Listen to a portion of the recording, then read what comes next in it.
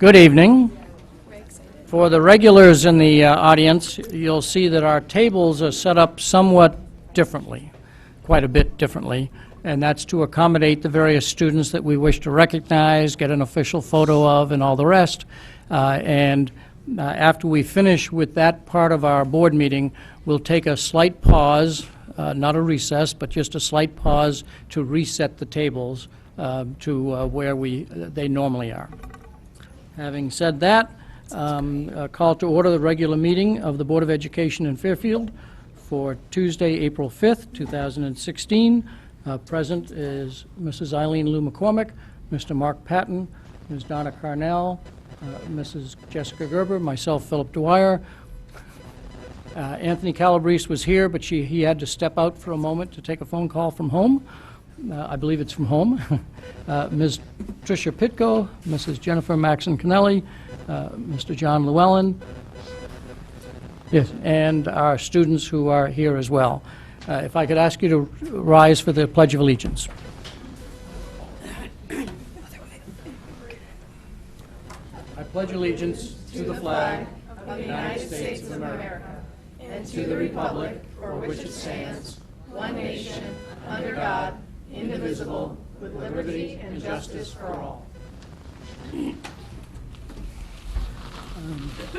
We do have a number of winter sports state championship athletes that we'd like to recognize tonight. Dr. Tiley and his staff will manage that process from the podium. We do have two, I'll say, late entries. The 4x800 team is also being recognized. It's not officially on our agenda. And the Odyssey of the Mind that happened this weekend obviously couldn't make our agenda. So I'll ask for unanimous consent from the board to add those, both of those activities for recognition tonight. Hearing no objection, then so ordered. Dr. Tiley, why don't you lead us through the process? All right, this is a good problem to have. We have so many state championship athletes this winter that we have to really think about how we're going to do it and make room for them up here. So the way we've organized this is first we're going to bring in the teams that are only at Fairfield Ludlow High School, and they'll come out with their coaches, the athletic director, introduce the athletes, have a picture with any board members that wish to be in a picture with the athletes, and then those athletes will exit. Then we will do the teams that are solely at Fairfield Ward High School. Those athletes will come in with their coaches and athletic director, introduce them to you, photographs, and exit. Then we have three co-op teams that won the state championship, and we will bring them in last with both athletic directors, the coaches, and follow the same routine. And then the Odyssey of the Mind. Yes, and then our board member Jennifer will... Jennifer Maxon-Kennelly has the information on that. All right, so here we go. So let's have Fairfield Ludlow High School's fencing team has a champion, a wrestling team has a champion, the cheerleading team as a whole, and the 4x800 Class L state champions in track. So they can come all the way up here, up into the public view. And for those who are taller, please don't bump your heads on the TV there. Right. Come on in, everybody. So I'm going to turn this over to Mr. Schultz, who will introduce the coaches and the athletes. Thank you, Dr. Tiley, and it is a pleasure to be here tonight in front of the Board of Education to have all our state champions as individuals and our state championship teams honored. So thank you for this opportunity. It really means a lot to our athletes and their parents, so I really appreciate you taking the time for this. Our first champion is Madison Lee, is a state champion in fencing, and Jim Roberts, a coach here, can introduce and give a quick little rundown on what she accomplished this year. Jim? Hello, good evening, everyone. So Miss Lee won the individual state championships, which was hosted at Ludlow High School this year. It was the first time in about 20 years it's been hosted there. During her regular season record, she had an undefeated season, so I think she was about 25-0, and she's only a sophomore, so we're looking for a great career for her at Ludlow fencing team.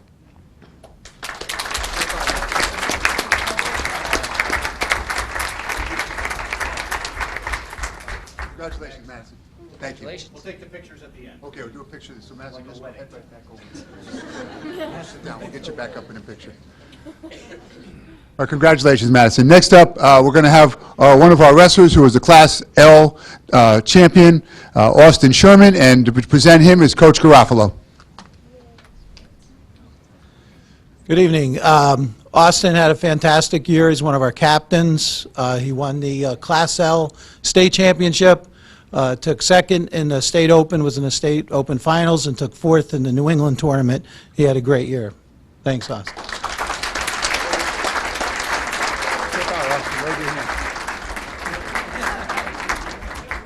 Well done. Our next team we're going to recognize is our cheerleading team here at Fairfield Ludlow High School, who won their the FCAC championship along with the state open championship, which was the championship of overall for the whole state of Connecticut. This was quite an accomplishment this year, and I'm going to bring up Coach Carolyn to introduce the team. Coach Carolyn?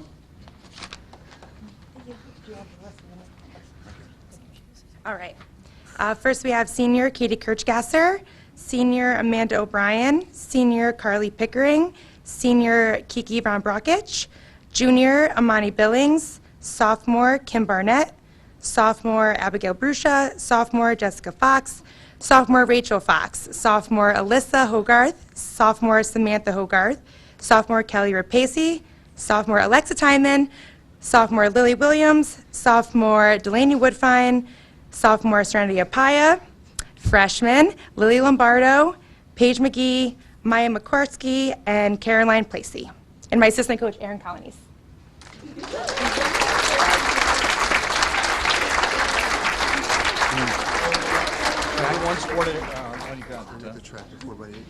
Oh, okay. Thank you, Ashley, and it obviously is a young team with a lot of potential coming back. Our final individual for Ludlow championship is our 4x800 track team, indoor track team, and we have Ian Bartlett and Dave Lado who are here today. Ian and Dave. I'm sorry, Dan Lado. David Bates, unfortunately, had a tennis match today, and Ben Ertel could not make it, but thank you for coming, Dan and Ian. Congratulations. One sport at a time. All right, so we'll start.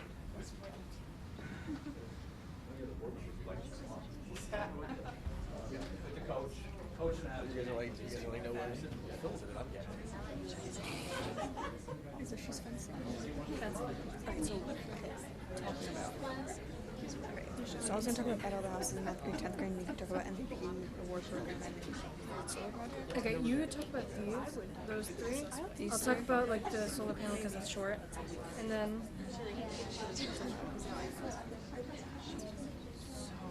The junior comments I don't really need to mention the junior program. yeah. I'll just do these three and then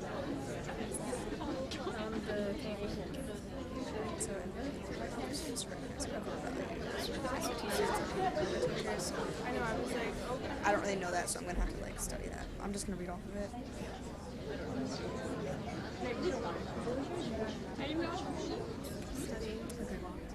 Got it. Yep. So did you call me from your cell phone? Because I didn't. I never saved. It came up as this. What? Your number didn't come up. It came up as that number. Like your name didn't come up. That's like such an old picture. I never changed it. My eyebrows. Oh my god. I'm gonna change that like right now.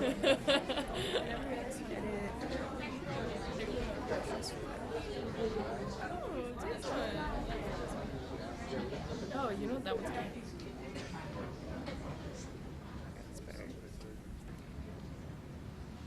I could take one after. I guess.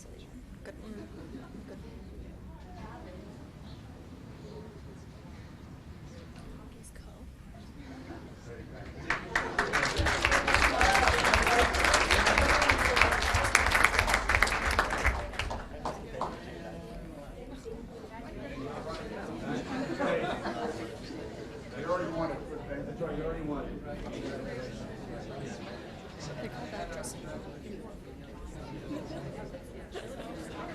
I'm sorry, but those pants.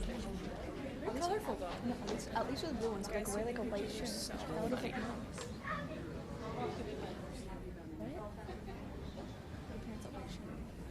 What about the salmon t-shirt? I mean, it's like It's okay. it's like It's not the best, no. you can wear like a gray with it. Yeah. I mean, I found those. All right, now we're going to move on to Fairfield Ward High School. So I'd like to have the Athletic Director Seth Fry and introduce our winners for Fairfield Ward. Okay, great. First up, we have Coach Jason Shaughnessy. He's going to introduce two of his state champions, talk a little bit about them. So, Coach Shaughnessy, come on up.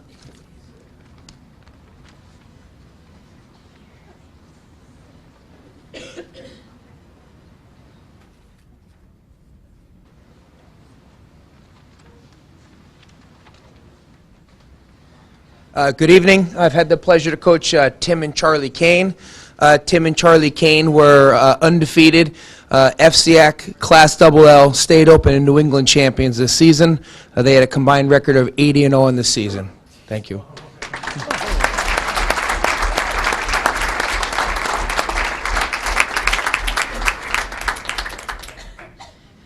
Okay, next I'd like to introduce our dance team. Unfortunately, Coach Keeley couldn't be here tonight, but I'm going to bring up Devin, the captain, and she's going to introduce the girls in the team.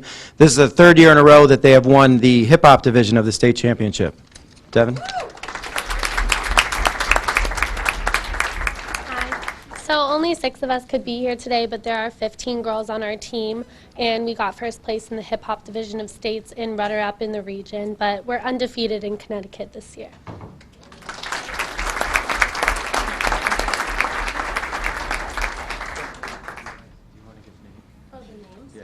Okay, so I'm Devin, that's Molly, Bridget, Dia, Jessica, and Mia.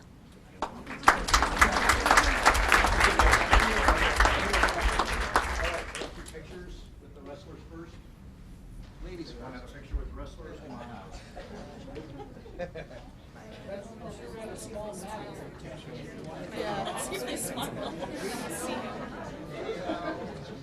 Boys usually do something. They do that. The wrestling outfits on.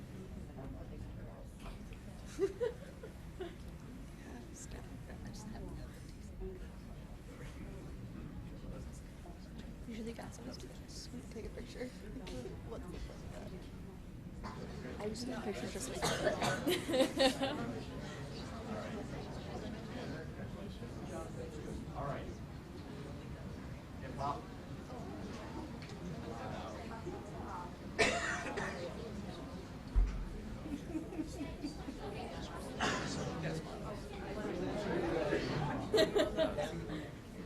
Your mom was so loud.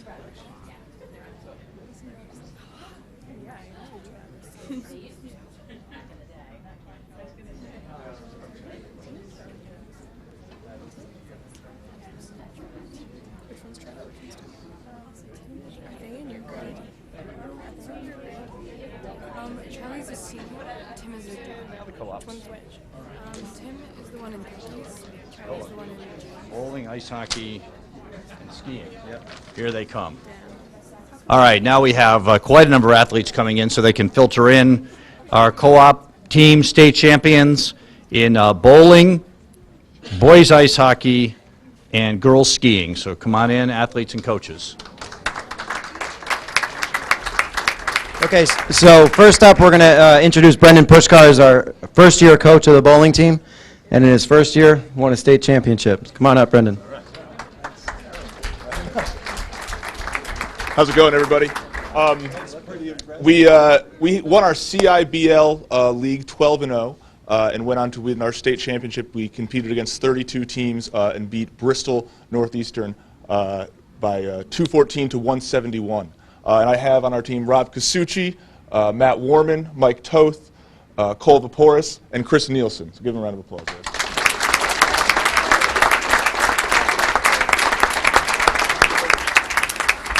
Okay, next up is our boys ice hockey team. Unfortunately, Coach Roach couldn't be here tonight. but one of our assistant coaches, Carl LaRouche, is going to introduce the guys. Come on up, Carl. Thank you. Good evening. Thanks for having us. Thanks for honoring the team. Arel Ram, Clint Wyckoff, Roger Gaillard, Michael Shavinsky, Austin O'Brien, Sam Shepard, Anthony Beccaria, Jake Foss, Jacob Delardi, Ryan Gove, Owen Emmerdofer, Calvin Sharp, Charlie Pepper, Jeremy Ziegler, Kevin Bulrigini, Carson Rush, Will Vambi, Garrett Gassetta, Keegan O'Reilly, Dawson Gunn, and then our team manager, Tristan Sundena.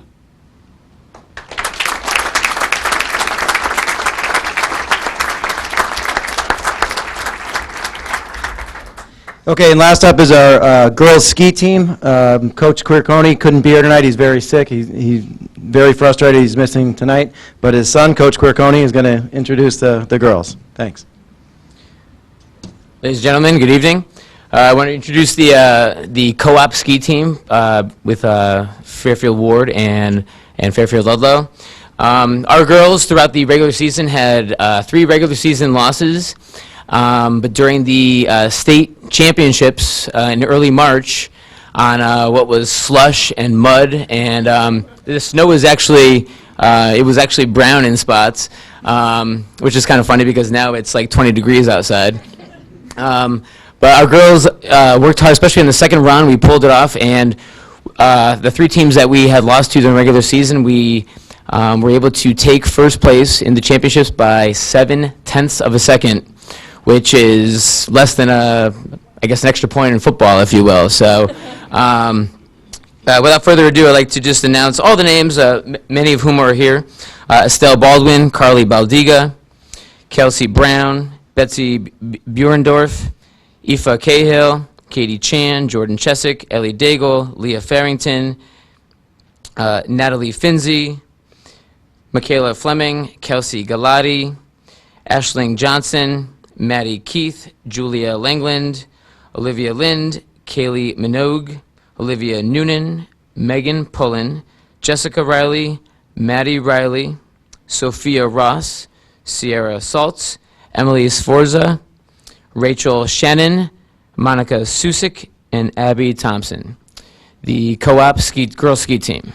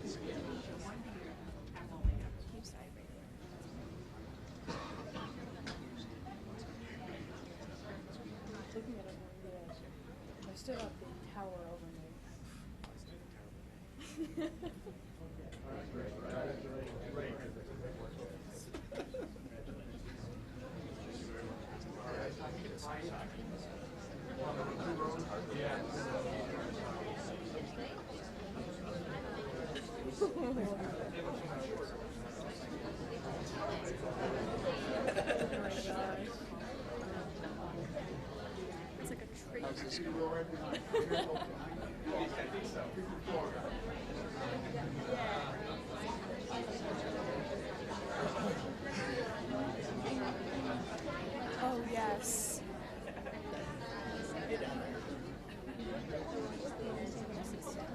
I don't know what I was looking for. So yeah, I know. Supposed to be.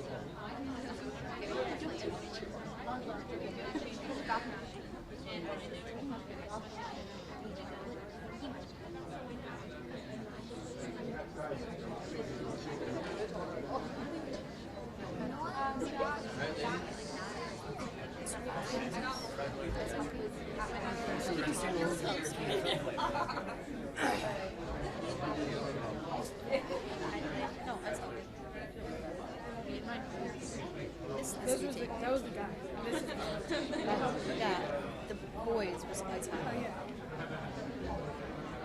This, no. Or no. Also, it skips this.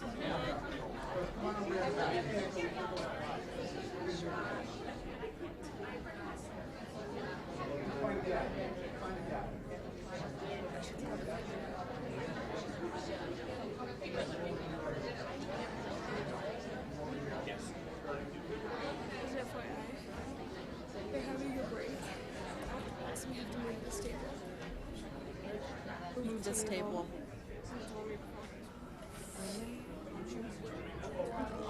Guys, there's 4 of us. I'm sure we can. But I'm comfortable. I know. Right when I got home, I took a shower and went to sweatpants, and I was like to my dad, like 10 minutes before we had to go. Can I just go with this? It sounded like so much fun, but like, I always sew this on whenever I need to because it's so comfortable.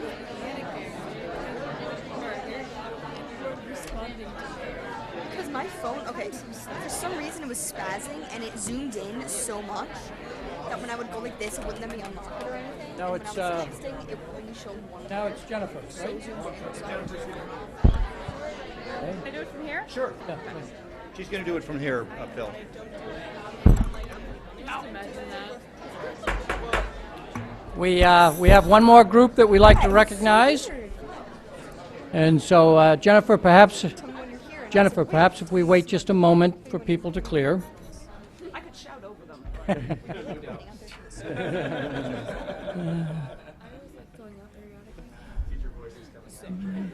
With a microphone.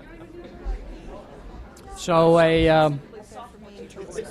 another form of athletics, which is Odyssey of the Mind, Jennifer will introduce. Jennifer Maxon Kennelly. Thank you.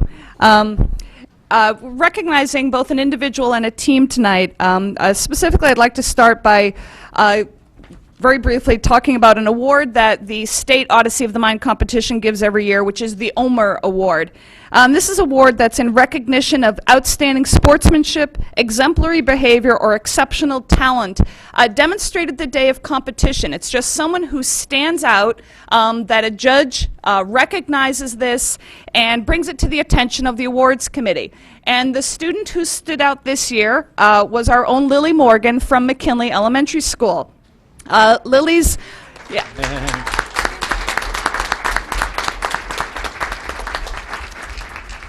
Lily's unsolicited volunteerism, taking the initiative to help when none had been expected of her, making herself into a huge asset, as it said on the website, literally in the running of the tournament, just stepped up to help in a way that so impressed a few of the judges there that they brought her name to the attention of the panel, and she was approved as the single sole winner of the Omer Award at this past Saturday's Odyssey of the Mind tournament. And so congratulations to Lily, and if you wouldn't mind coming up.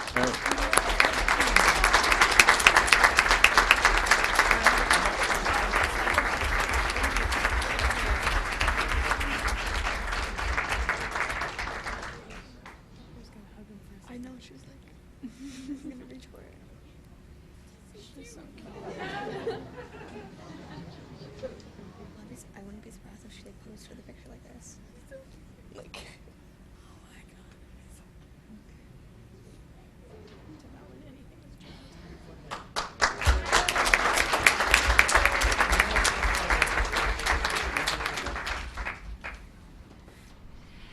And second, we did have a number of teams compete, which I'll be alluding to in open board comment, but just a quick recognition now for one of our teams. We once again had a team come in as the first runner-up, as the alternate to go to Worlds, with a very impressive third place finish out of a number of teams. And so I'm just going to ask that they stand and get some recognition from your Fairfield community, and that the board, well, let me give you their, I'll at least go for their first names.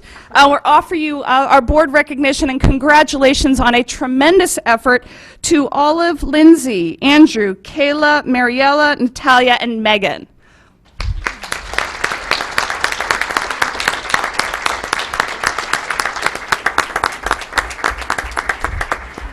And we hope to see you back here again next year. Thank you. Okay, well, thank you very much. Especially thank all of the parents who either are still in the room or have stepped out for the support that parents give to their students who help them achieve both academically and athletically. So thank you for all that you do for the school system and for your individual students. We will take a short break so that we can get chairs and tables rearranged, so just have patience while we do that. So, thank you very much. We do have a PowerPoint that at some point will be set up, but in order to move the meeting along, if you will, we'll start with the student reports and then go on to public comment. So we have all four of our students here with us tonight. And so Fairfield Ludlow High School, Mr. Nene and Ms. Frango, who wishes to go first?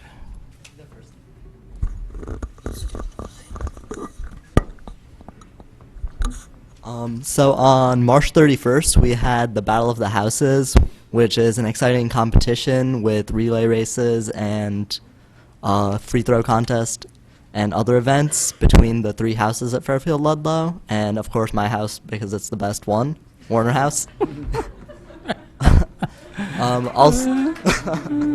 Also, while going over our state champions would be a bit redundant at this point, I would like to add that the co-op rugby team beat the 7th nationally ranked Greenwich team, and our spring sports are opening.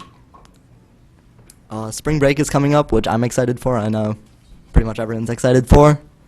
And AP exams are coming up, which I'm sure mostly everyone's not excited for. But college decisions are coming in for the seniors, and we had a meeting on internship protocol and etiquette. And the spring musical rehearsals have started. The musical is West Side Story. Okay, thank you.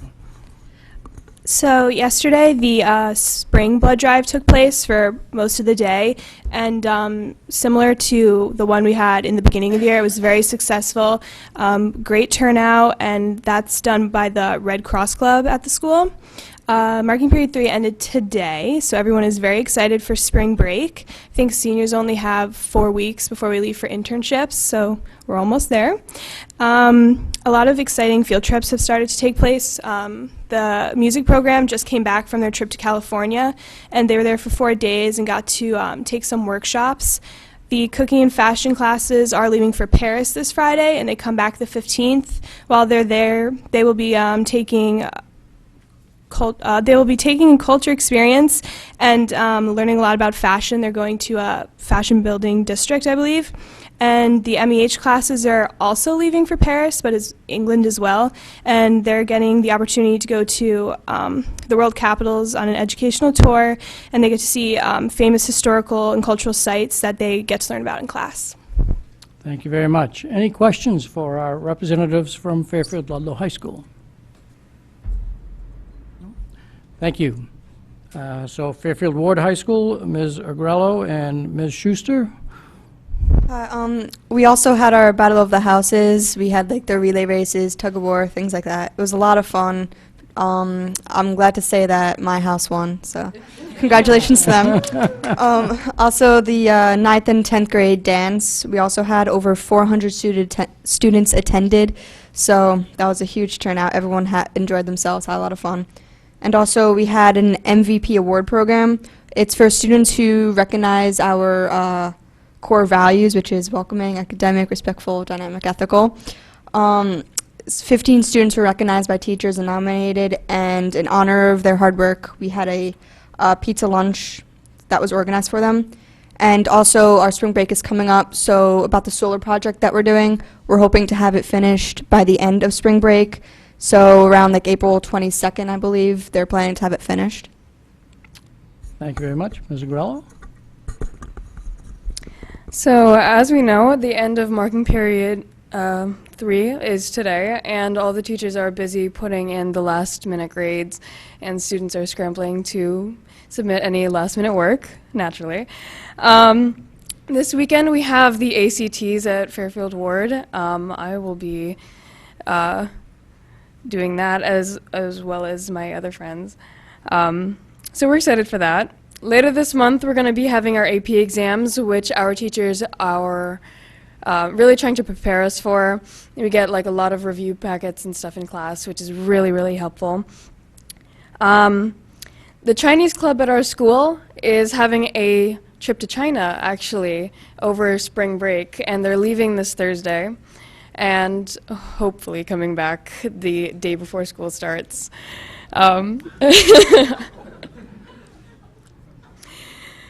So I wish them a lot of fun.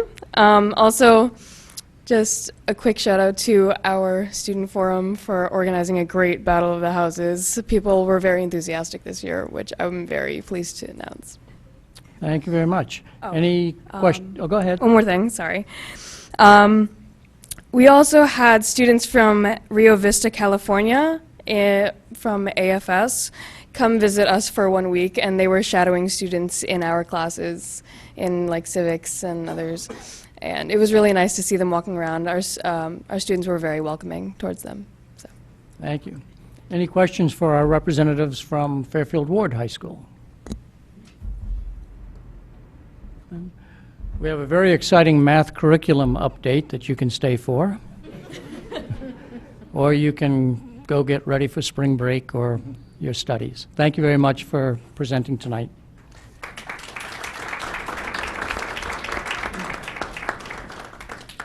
This is the period where we entertain public comment on agenda items that might be up for discussion, which would be for now, for comments on agenda items that we'll be taking a vote on, then you would come up at the time the item is on the agenda.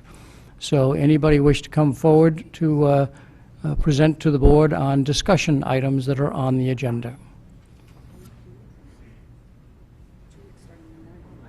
Seeing nobody come forward, thank you very much. On to presentations. As in the past, we will have to move out so that the screen can be here. And I'd ask the staff who are presenting to come forward, get their computer set up fairly quickly so we can move ahead. I'm sure somebody there will douse the lights if necessary.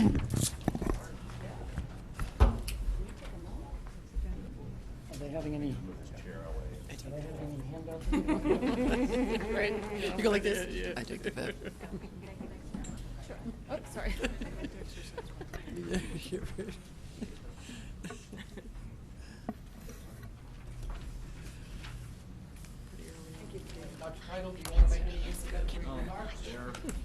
They're ready to go.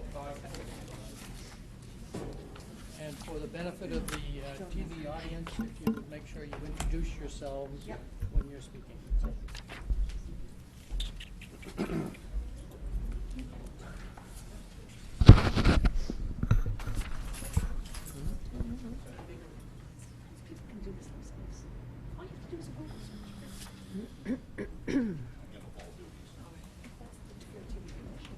Kiss your pen for a second.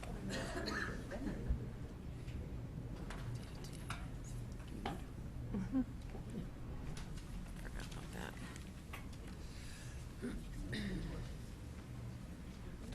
Oh, you know what?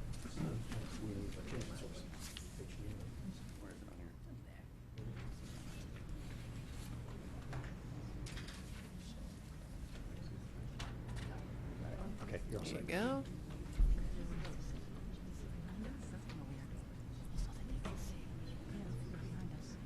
From the beginning.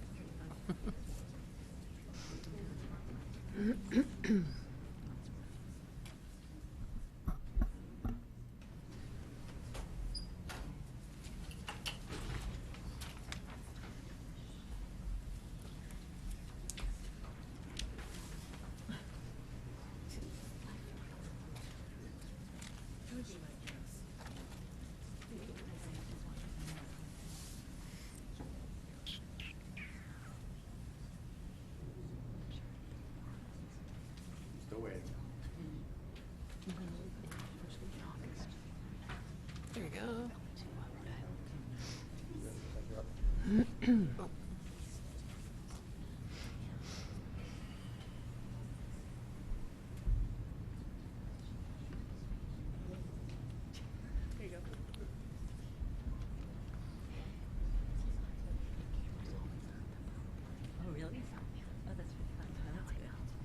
when it came on the last time, you have to go up to where it says from the beginning. You didn't click on there. You got it?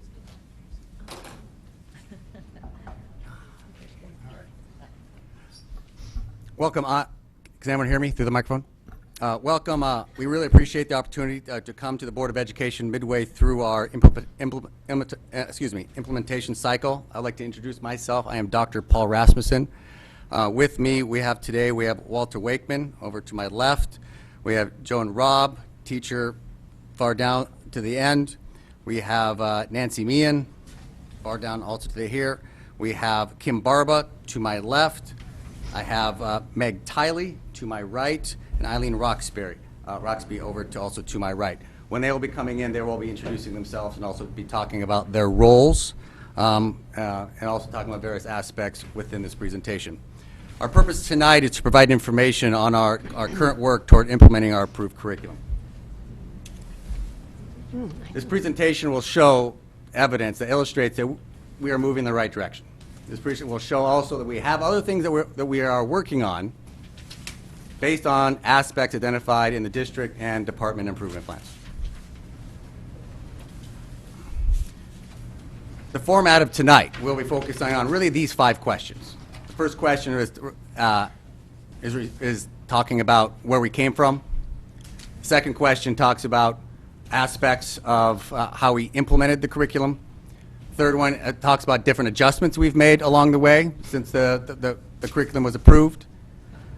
Evidence that we've gathered, and also aspects going into next steps.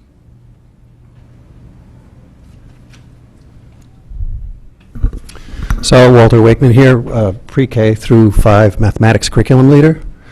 I'd like to put together a little bit of history to put this into context for us. The Connecticut core standards were adopted in July of 2010. That had implications for the district as we updated our curriculum. It had more focus, coherence, and rigor in the content standards, and it also had the math practice standards, which had implications for students' reasoning, justifying their reasoning, modeling their mathematics, and problem solving. Again, had some implications for how students approached and thought about mathematics. In 2012, I'm going to point to the bottom left there, you'll see we introduced and the board had approved the curriculum for grades 3 through 5. In 2013, the following spring, pre-kindergarten through grade 2, the curriculum was adopted.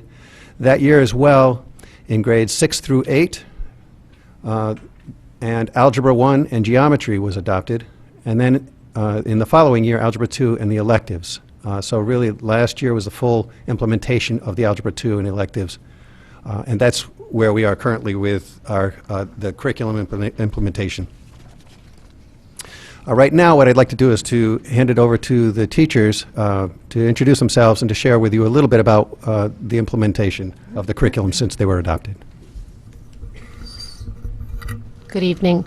I'm Nancy Meehan. I'm here as the math science teacher at Mill Hill School, as well as the proud mother of the championship winning bowling coach, Brendan Pushkar. So, thank you. So, as our role as math science teachers, we attended professional development led by educational consultant John Keogh, as well as other educational consultants from Math in the City. Then in turn, we brought back what we learned, and we provided professional development to teachers, both on the district level and in our buildings, on the content standards as well as the practice standards. We work with teachers weekly during their grade level meetings to unpack the units, look at lessons, and discuss any questions that they may have. And we continue to work side by side with teachers, co-teaching lessons with them. The important part of this work is the conversation that we have with teachers in what we call the debrief, and where we talk about what happened in the lesson, what we saw students doing, what we might do differently next time. The other component of implementing the curriculum was to help educate the parents. We developed the Fairfield Parent Wiki site, and this site has parent letters for each unit with a description of the content as well as ways that parents can help their children. It also describes the models and strategies students are using that may be unfamiliar to parents. As math science teachers, we host parent coffees, and we hosted several parent workshops to share with parents the different topics and how they're being taught at each grade level. And I think one of our most well-received events annually is each school has a family math night where students can share with their parents the games and activities they do in their math class.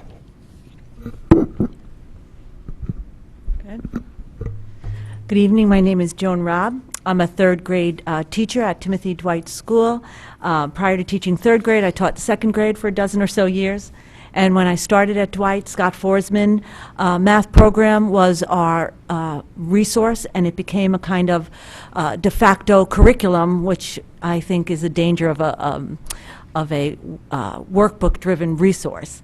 I've had a front row seat to the implementation of the current math curriculum, the workshop model, and to the progressive impact that it's had on students coming to me who have been mathematically raised since kindergarten with this curriculum and this model. It would be an understatement to say that the change has been significant.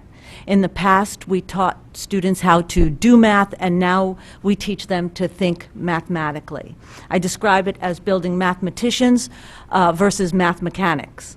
Years back, students struggled with the questions like, how do you know, or explain your answer. They would say things like, I did the math, or I know it in my head. And now, not only can they answer that question by sharing strategies and the way that the numbers work for them, they're constantly asking that question of each other. Now, when I ask that question of a student, a half dozen other hands go up, and they're eager to share their way of thinking about it and to share their strategies. I'd like to share a couple of anecdotes. When I was in second grade, we had been doing a lesson where the kids had to count and organize large quantities of items. And when we came together in our math congress, our reconvene, all of the kids noticed that all of the numbers in a number could tell you how many tens were in the number except for the ones place. And they all saw it, all the partnerships saw it, but nobody could quite explain why that was happening. And the next morning, a little boy named Andrew came in, first thing came up to me and he said, Mrs. Robb, I was up all night thinking about it, and I think I figured it out. And then this very average little math student went ahead and explained the base 10 math number system to me. More recently, in my third grade classroom, we've been working with fractions, and we've been putting fractions on a number line. And we recently moved from whole numbers into improper fractions. And so that raised some questions, and one little friend came up to me and said, how could I have 5/4? How could I have more than the whole? And I said, well, what do you think happens when you have more than the whole? And he hesitated for just a moment, and then he said, well, maybe it's like that division thing where you have remainders. And we had just finished our multiplication and division unit. So when we had our reconvene that day, he shared what he'd noticed. And I get to look around the circle and see all the light bulbs going off, and some of them shining bright, and some of them flickering, and some of them not quite on yet. But everybody is thinking. And our current curriculum allows students to explore, to connect, to reason, to think flexibly, and to extend their own mathematical thinking. Changing improper fractions to mixed numbers is not a third grade standard. But because of our workshop model and the children being able to extend their own thinking, many of the students in my class have it. My students love math. They are not mechanics. They're rather a very impressive, sophisticated group of mathematicians, and I credit our current curriculum and model for this. Thank you.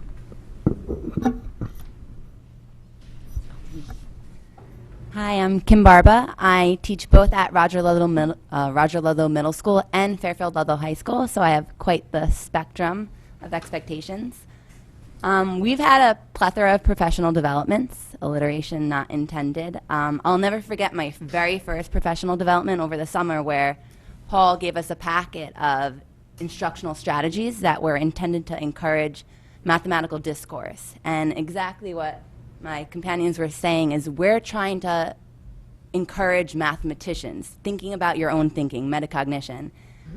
We ask questions differently. Instead of just giving a question that has one answer, we ask, well, what was wrong with this problem, or did anyone solve it in a different manner? We're really focusing on the upper echelon of Bloom's taxonomy, where we're asking students to analyze and evaluate and to create. In particular, we're focusing on DQ 3 and 4 from the Marzano rubric, and we're deepening student knowledge. So instead of having a very shallow understanding of algebra, for instance, which is truly the language of mathematics, you'll find that in previous years, students got by in algebra just through memorization of properties, but now they understand how numbers relate. We've almost personified the experience of algebra so they understand that patterns are consistent, and they can carry it through to higher levels of mathematics. We've really focused on open-ended tasks. In particular, we're really measuring student grit, which is when they persevere through a problem, and you kind of limit how much information you're giving them. You want them to create the restrictions and the bounds, and you want them to discuss it and to analyze and consider multiple solutions and how they describe their solutions. We've also changed the medium of instruction, so there's a time and a place for teacher-centered, where there's just direct lecture, but there's also been student-centered approaches. There's been group activities, there's been formative assessments. With respect to implementation guides, it's a highly valuable resource for teachers. You might think an implementation guide is just pacing of the curriculum, but it actually helps us focus on the types of questions we want to ask. For instance, it highlights big ideas and common misconceptions, so an error that students consistently make throughout the years that we can actually address directly. Another aspect has been Khan Academy, which you may or may not know, but they've been working with the SATs to help improve student practice, but we've actually linked specific curriculum content from the Fairfield Public website to Khan Academy links. So I teach calculus, for instance, and you may have heard that students have been going on all these wonderful field trips, which is great, but they've missed a lesson on sequences and series. They can go to Khan Academy, which has been linked to my site, and actually experience what they miss, which is a wonderful resource. And finally, teacher communication is outstanding. I've been in both the middle school and the high school. We have curriculum focus groups where we get together and we discuss where we are in the curriculum, how we want to address certain content aspects. We also have grade level meetings, which is also truly valuable to us. I'm sorry, I keep using the word valuable, but I can't stress that enough. We've been emailing each other even when we're not meeting at the same site, so it's been a wonderful environment for a new teacher, such as myself. We share assessments, we share feedback, we share wonderful ideas. We're not inventing the wheel, we're sharing and we're creating, and I couldn't be more than happy with what we're doing. As an aside, I'm currently studying to get my PhD, and I'm not saying that to toot my own horn, but everything that I'm reading about how you should teach math education, we're doing. And it's wonderful to see this new age thinking actually happening in our Fairfield public school system. Thank you.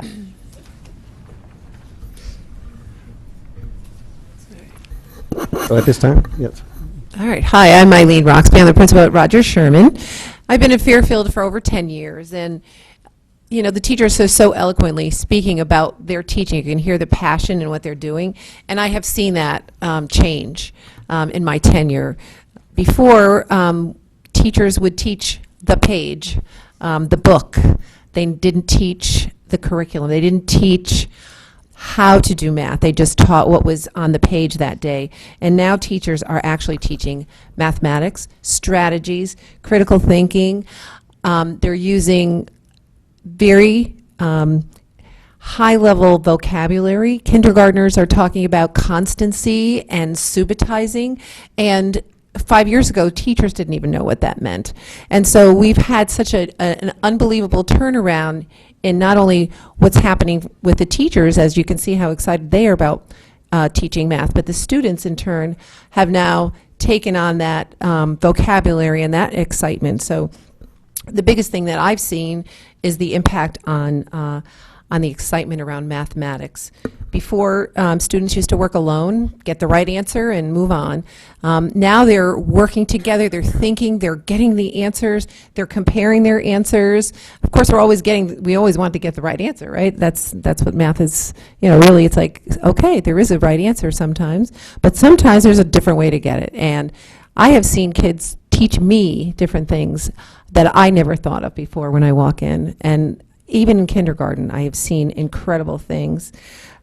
Before, we used to have math was really a limited time, about 30 minutes, mostly in the afternoon, and on a half day, maybe didn't get taught. We have put such an emphasis now on the importance of the workshop model, where we need that time to do our gallery walks, to do our math congress, to really talk. And so we've very consciously built all of our time around extending time, so that we have blocks of time for mathematics before, where we never used to do that before. Just like language arts, we've got 60 to 90 minutes blocked out for mathematics instruction. So that's been a huge change in what I've seen in my tenure here in Fairfield. And along with that, some of the other things that we've started, as the teachers talked about, is we are constantly speaking with one another about our instruction. We're talking about student work. We're looking at our practices. We've got data teams that are working on. We have got grade levels. We have EIP meetings. We've got leadership meetings. All of these meetings are focused on what do our instructional practices look like? How do we know it's working? Let's take a look at student work. Let's look at the data. And before, we had like one number to look at, and now we're looking at lots of different data points to say, wow, this is really working. This is really happening for us. So that's been a huge change in what I've seen in my time here as well. I think what's different about kids that I notice is that there were some kids that used to say, I hate math. You don't hear that anymore. And I think that's, to me, the most exciting thing. And I know that there's probably people in this audience, and especially women, that would go to school and kind of sit in the background in math, but that is not happening anymore. It is wonderful for me to see, as a shy math girl myself, to see the empowerment that's happened with our students and their confidence in understanding mathematics. So, and strategic thinking, and just being able to verbalize and speak with one another has been an amazing transformation. I think for me, the rigor of our implementation guides, the sophistication with which the students are working, the vocabulary, the understanding from my perspective, from the teacher's perspective, from the student's perspective, has all grown tremendously with the work that we've done in our curriculum. And I personally want to thank Paul and Walter for the work that they've done on that, because it's been remarkable, and I'm just very happy to be part of it. Good evening, Meg Tiley, the principal at Roger Ludlow Middle School. And I'm hoping, with the eyes that I have as an administrator and a teacher, former teacher, in the back of my head, I'm hoping Dr. Title and Dr. Rasmussen smile when I tell you that it was in fact math instructional rounds in 2015 that are driving the building goals at Roger Ludlow Middle School and our school improvement plan. And some of what I'm going to speak to this evening is specific to Roger Ludlow Middle School, but I want you to know that thematically this is running throughout all of our middle schools here in Fairfield.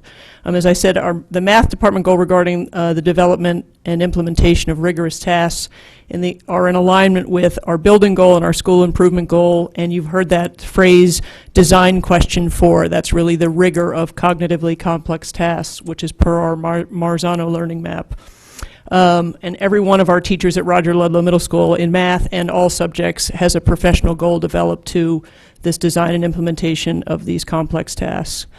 I found it interesting, for those of you on the board, you know that we did a student survey. All of our teachers gave a survey to their students this mid-year, and when I met with the teachers that I supervise and when I met with the other administrators to ask them how the surveys went, I found it fascinating. There was a theme that kids were saying, My teachers don't just give me the answer, she or he has me explain my answer and my thinking. I think that is just a wonderful shift, and it was music to my ears.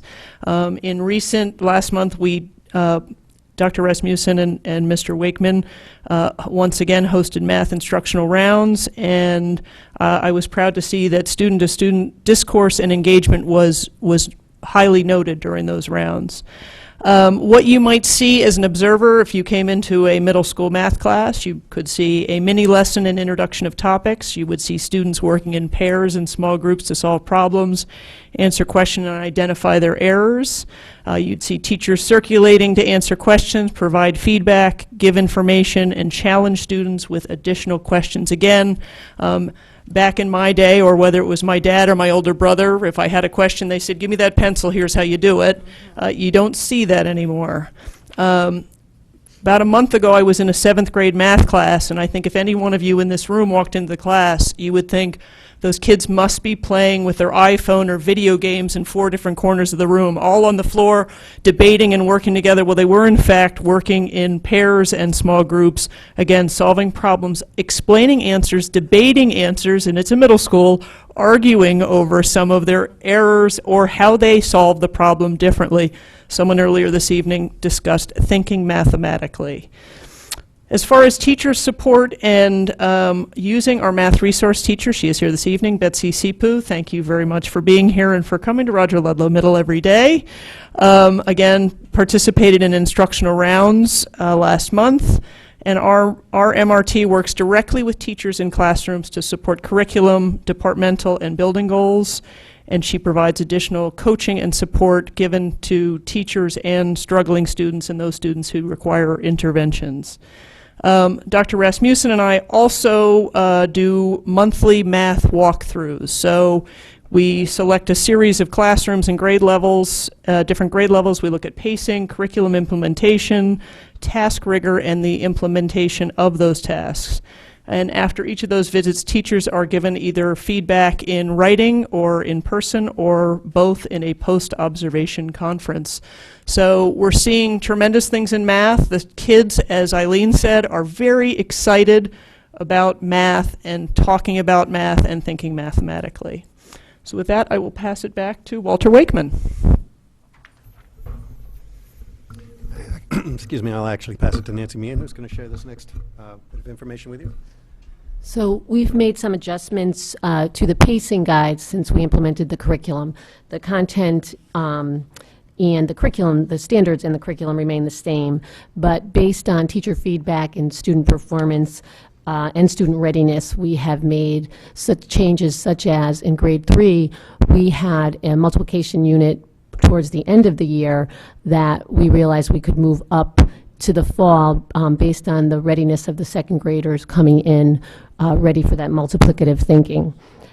Same for grade 4, we were able to move a geometry and angle measurement unit up, and in grade 5, we moved a volume unit up so that it would coincide with the unit on multiplication and addition. Similar at the secondary level, we've looked at also our various adjustments we have made within the approved curriculum. Various things at the middle school, moving around based off of teacher feedback to help kind of with the efficiency of the curriculum. We've looked at Algebra 1. We switched what we initially started off our first year looking at functions, then going to solving equations to start the year. We flipped that. So that was again based off of teachers felt that was a good switch. Similarly in Algebra 2, we've looked at we've kind of reorganized the unit to start the year again, going a little farther in depth into functions. Kind of took some information out of that were spread out across various units, and kind of actually formalized into a beginning unit. But again, it's the same curriculum, looking at just kind of formalizing and reorganizing throughout the year. Now we also kind of are continually looking at evidence in terms of student learning throughout the year. In terms of headlines, we've collected various data to kind of go along with to help analyze and evaluate how we're doing on our curricula. In terms of, we've looked at our new Smarter Balance that we received late last summer into around the beginning of the school year. In terms of it's supporting our improvement strategies, we've looked at iReady in terms of overall growth and by substrand. We've seen increased number of students placed into higher level mathematics, and we're seeing positive signs out of high school data. Those are really the headlines that are going to support, as now we're going to go into the various data points that we were kind of looking at. To kind of give you a kind of a baseline, give you an understanding of the Smarter Balance Assessment. The Smarter Balance Assessment illustrates, they give a scale score range all the way from grade 3 all the way to grade 11, a range from 2,000 all the way to 3,000. And based off that information, they have set cut scores. And from those cut scores, they've kind of allowed to kind of indicate different students at different levels. For example, meeting, exceeding, approaching, and below standards. Those have been given to us as assigned by the State Department of Education here in Connecticut. What we kind of we also have general claims. The claims are what they kind of view as the subscores. This is a 3-level system. The students are given a designation of above standard, at or near. That is not broken out. That is how it is labeled, and also below standard. This is not a, there's no score. We don't get a quantitative number. It is just a designation of the student was illustrated on the assessment. They were above standard on a various claim. I'll speak specifically to the various types of claims here later in the presentation, here in a couple slides. This first graph illustrates how our students did in terms of the percent of students meeting and exceeding on the Smarter Balance Assessment, the math portion. As you can see, I'll have my little pointer here, illustrates in general starting in the mid-60s, going in down to the 58, down to 51. The yellow line illustrates that is the state of Connecticut average, the percent of students in the various grades meeting and exceeding on the Smarter Balance Assessment. The red line illustrates this is the percent of students that have been identified as free and reduced lunch within the Fairfield Public Schools. As you can see, as we are well aware, that as we have identified in our district improvement plan and also in our department improvement plans, this is something that we are well aware of, and we are currently working on within our department improvement plans, that we have an achievement gap. We are aware of this, and we are working on this diligently to help address this, to help close that achievement gap. Now going into the specific claims. There are really 3 specific claims. This first claim really goes into the student's ability to master the concepts and procedures within the curriculum. And again, this is based off of when the assessment was given. For example, sometimes could be administered in April or going into May. So this graph illustrates the distribution of how our students did on the various levels. For example, we see at the green, those are the percent of students that were above standard. The blue in the middle is at or near standard. Again, that is just how the designation is labeled as coming from the Smarter Balance. And the purple is down at the bottom in terms of below standard on concepts and procedures. Now, we are aware that, and this is something that we, in terms of when we looked at the feedback, we actually think we have addressed some of these issues, especially in terms of one of our prior slides, especially when you were moving around some of our units to help address say for the percentage of students that are below standard. In general, we're looking at approximately 80 to 75% of our students at or near or above meeting the concepts and the procedures as illustrated by the Smarter Balance. The second claim. The second claim was actually, when Smarter Balance first came out, they had 4 claims. They actually combined these two, Claim 2 and Claim 4 together. These both really are measuring the student's ability to problem solve in terms of the various strategies when they're given a complex problem. As you can see again here in the green and the blue, the green is being above standard, the blue in the middle is at or near standard. We actually saw an improvement between in terms of the concept and procedure and also the percent of students in terms of these are the things that we've been working on in the classroom. This actually is nice because it helps address some of the things we've been working on in terms of 21st century skills, communication, collaboration, and problem solving as one of the aspects we are looking for our students to be as they go through our curricula. Claim 3 specifically goes to communicating mathematical reasoning and on critiquing the reasoning of others. Here again, similar performance as that to our problem solving in terms of, in general, you can look between 91 to 84% of our students are at or near or above that expectation of the standard as identified on the Smarter Balanced Assessment as they, in terms of looking at grades 3 through 8. Overall conclusions that when we were looking at this data, we do recognize their achievement gap, and this is something we are currently working on as the teachers talked about to help improve all of our students and help address that achievement. As we can look at our strengths, as what came out of this data, we see coming out of this that our students are efficient in terms of problem solving and communicating mathematical ideas, and things that we're looking to continue to improve in terms of is claim 1, looking at the concepts and procedures. Now, we do want to recognize there are limitations in this data. For example, in claim 1, in terms of mathematical concepts and procedures, it does not break out that information into subdomains, for example, geometry. How do we do in geometry? This assessment doesn't tell us that. How do we do in measurement and data or algebraic reasoning? So there is some limitations in terms of the claim data that we receive back. It is also difficult to make connections from the overall and claim scores. One is a 4-level system in terms of exceeding, meeting, approaching, and below standard. But then you go to a 3-level system that it doesn't match very well. And also, we want to also note this is 1 year's worth of data.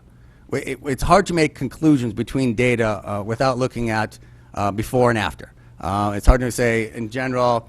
The instruction is tailing off in grade 7 and 8. Well, we don't know where they were last year if we were to give them the same test. So again, this is just one snapshot in time.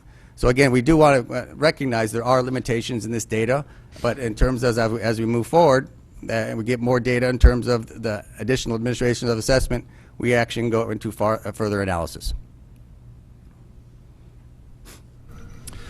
So our iReady is an online math assessment tool that we use. It is a screening tool that we use multiple times a year, and it is not a high-stakes test.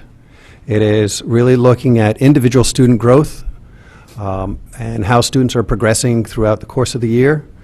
And we also use it on a district level to look at the particular domains where we might have relative strengths. It is based on a scale score from 100 to 800, and that scale score range is from kindergarten through grade 12. So you'll find that at particular grade levels, the students fall within a particular range within that 100 to 800 range. Pardon me, the domains information helps us to focus on whether number and quantity is a strength, algebraic reasoning, measurement and data, or geometry. Again, those scale scores, although slightly, the ranges are slightly different by grade level compared to the overall performance. They're relatively close. Again, it's the same thing, 100 to 800, and each grade level falls within a particular band in within 100 to 800.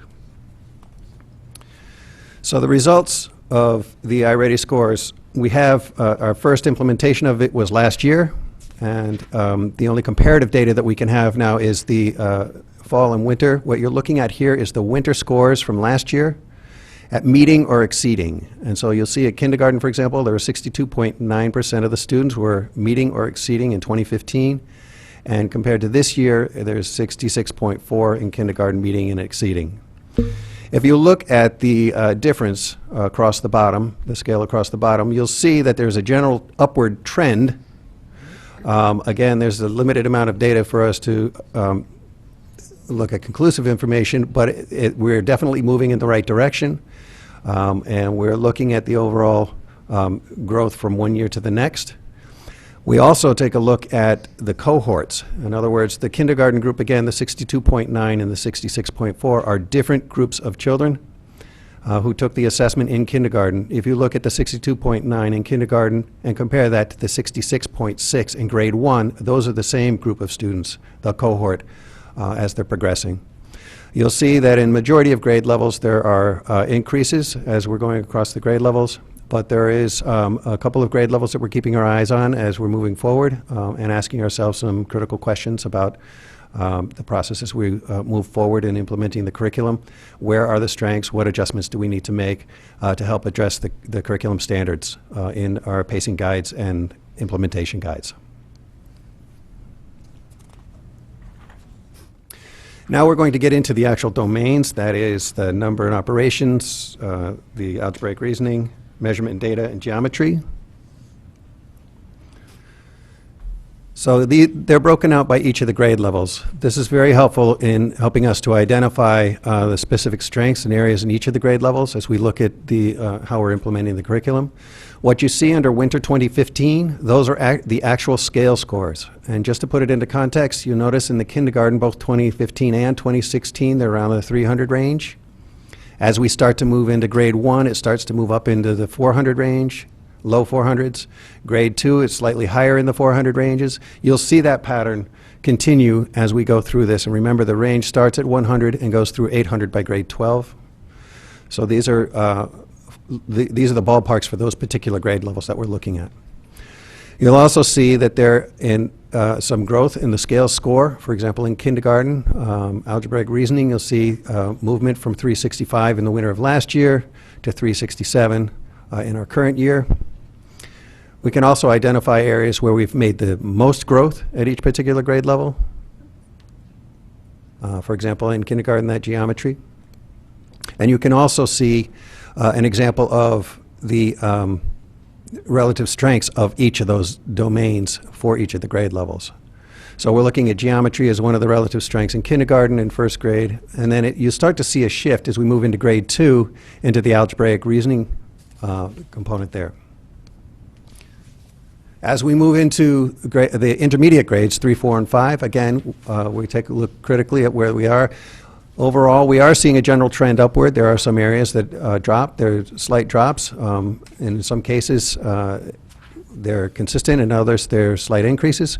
So we're paying attention to these as we're moving through the course of the year. Some of these, the questions we have are how much of these are reflecting the adjustments to the pacing guides and the implementation guides that were made last summer and when we received feedback from the teachers and looking at the overall student performance.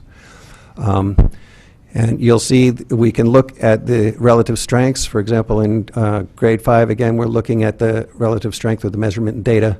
And again, number and operations, the algebraic reasoning.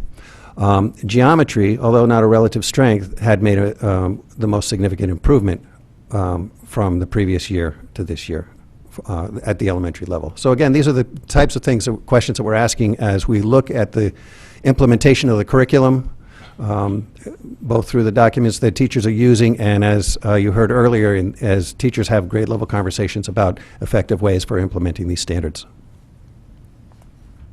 This also continues into the middle school level, grades 6, 7, and 8. Again, you're seeing the growth of the overall scores as they progress over time into the various grades. And also we're seeing various areas of strength in terms of really looking at various algebraic reasoning. This is important to note because this is really the emphasis of the middle school curricula in terms of focusing on various solving equations as they prepare for high school algebra. Also, we're seeing various, again, as Walter illustrated, various increases between the different administrations, noting down here, especially down to various levels of, say, for example, number of operations here in grade 8, which could relate to various things we look at in our curricula in terms of 8th grade, various square roots and other different things as those are introduced to students. In general, the conclusions coming out of here, we actually are looking at improvement overall and also substrand. As we looked at the various data as presented by Walter, and also the substrand from year to year. It also, we're looking at how this overall performance complements the SBA. This actually, these progress monitoring assessments can provide more information than the Smarter Balance can provide in terms of domain information, that's which can help us in terms of where to put emphasis on improving our curriculum. As you can see through the various screens, various strengths relate to algebraic reasoning, measurement and data, for the most part, and look across most grades. One thing that we still want to look into areas to improve is in the area of geometry.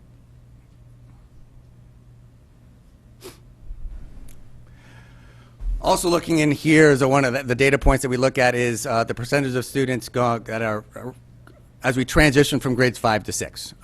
This is something that we keep a close eye on as students progress into the middle school. As you can look at this, that actually we're actually seeing a nice pattern here. Where increased number of students are going into our accelerated course. If others remember, at the middle school, we have an accelerated program where students start in grade 6 and then accelerate through the grade 6, grade 7, and grade 8 standards identified, and then get into into algebra in grade 8. As you can see, we're seeing a nice increase, and actually this complements the data that actually, if you go back to the prior page, where the percentage, what was the percent of students that were at meeting or exceeding back on the iReady. This current year, we actually saw one of our largest jumps in that various area. So we're glad to see more students are going to accelerated courses and performing at a high level.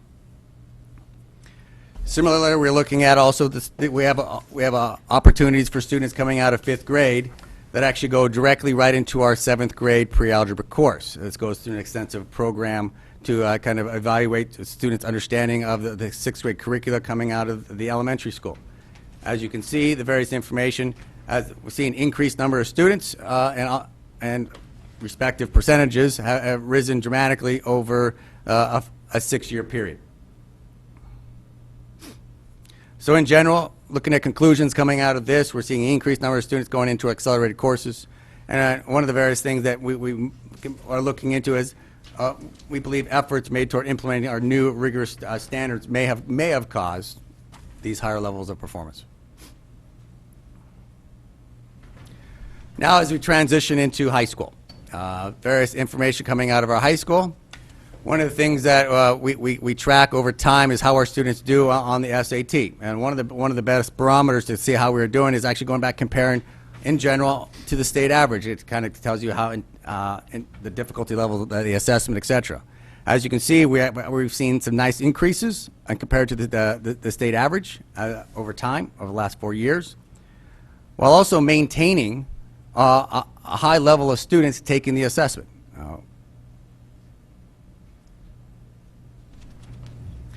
Also, this last October, we administered the brand new PSAT assessment for all students in Fairfield Public Schools, 10th and 11th graders. One of the things that we get from College Board is actually they provide the benchmark. For example, if you look over here to the left, the benchmark score in math for grade 10 is 470, and also in grade 11 is 500. As you can see, we're seeing a good large proportion of our students meeting our benchmark, but we're continually looking to improve this. But it also kind of gives you some comparison to how various students in Connecticut and nationally are doing on this assessment. But also in comparison is we have to look at what's the percentage of students that are taking this. Let's look at these participation rates. We're seeing upper 90s in terms of the percentage of students that took this assessment. Well, but if you look in comparison in Connecticut and nationally, it is much lower. But as you can see, we're testing almost all students, but they're also performing fairly well. AP enrollment. This is another quantitative data point that we look at is kind of comparing how are our enrollment patterns, especially going into these high-level courses. And this especially, this is one of these that we monitor that is identified in the district improvement plan.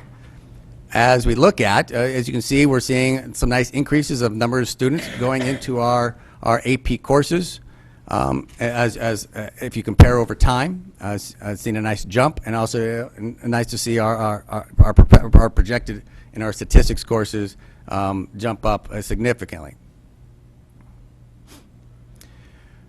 Well, with large amounts of students coming into these AP courses, we want to maintain students to be doing very well. One of the things that we're looking at, if you start looking at comparing Fairfield students, and what percent of students are scoring 3 and above, are actually performing very well compared to their Connecticut and national peers. And this is, you can see, this is a pattern, as you can see, as you go across all the way from AP calculus and all the way down to statistics. General conclusions coming out of this. We're actually seeing, we have increases of students taking our AP classes with high school, but we are maintaining a high level of performance. But we do want to caveat here, it is really too soon to make any conclusions about our curriculum in terms of the high school. We are a little over just a year, and a lot of these students haven't articulated up into those various levels in terms of into the AP courses yet. Instructional rounds. Kind of give you a basis of instructional rounds if you don't know what that is. Instructional rounds is a process where we come together as a group of teachers to identify a problem of practice, something that we are currently working on. And then we send teams of individuals, teachers, administrators, to go look to see, to gather evidence on these on a problem of practice. And really, this really concluded. We just finished, as Meg Tiley just indicated earlier in our presentation. We actually did this recently to gather evidence on our problem of practice. The things that really came out of the instructional rounds are we are seeing teachers improve on implementing rigorous tasks, and this is actually seen over time. We've done instructional rounds at the secondary level on multiple occasions, and we're seeing good growth coming out of there. And we're also seeing students are improving with mathematical discourse with the support from the teacher. Things that we're continuing to work on is that we're looking to continue to improve our instructional approaches that encourage our students to explain why. If the student can explain why behind the math, then the procedures will fall coming out of those. So we want to continue to support those various instructional strategies. We're also looking to continue to work with teachers on approaches to developing that culture, where we want to stress our students to be good problem solvers and good communicators. And as you can see, coming out of our Smarter Balance data, that helps support various things that we continue to work on.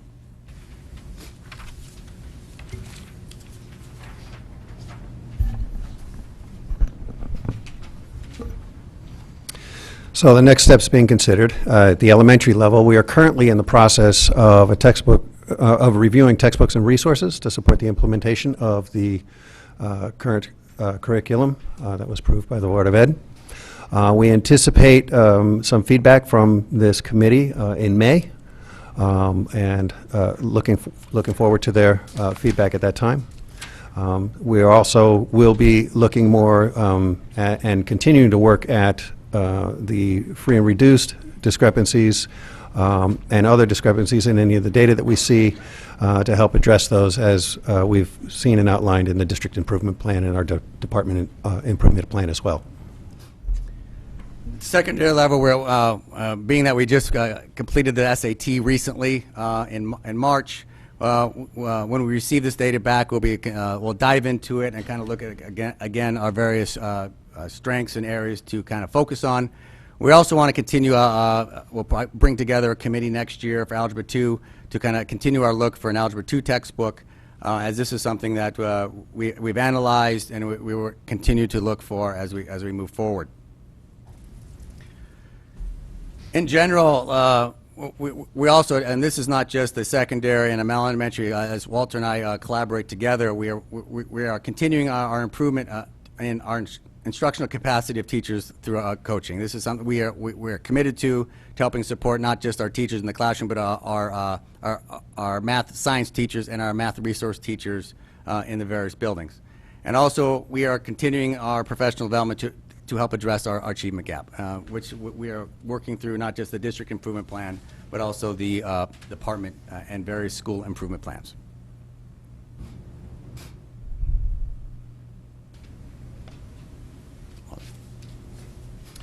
So, just talking to the headlines from this evening. We want to acknowledge the hard work that the teachers have in implementing the curriculum standards and the practice standards. This was a significant shift in mathematics from our previous curriculum, and the teachers have really worked hard over time to do that. There's been increased rigor and expectations, and we see that students are rising to the occasion. One thing that we're really pleased about is we did not see any implementation dip. When we went from our previous curriculum to a more rigorous curriculum, our students seem to rise just as much as the teachers have. They have demonstrated strengths in problem solving as well as the communication. We're also excited to see the increased number of students who are being placed in accelerated courses and handling the work as they're moving forward. We still need to continue, as mentioned before, we've identified that achievement gap, and we're going to continue to work diligently to address that. And we will always continue annually to listen to teachers' feedback as well as look at students' performance and make necessary adjustments to the implementation of the standards, the pacing guides, and the implementation guides as we continue to work in improving the mathematics here in Fairfield. Circling back, as well, the big statement that we put out, that we're moving in the right direction. We believe that this Connecticut's core standard was a large initiative. Moving our district required a great deal of effort to put this into place. As we continue to implement the core standards, we will look to improve or continue to improve the teaching and learning of the mathematics within the Fairfield Public Schools.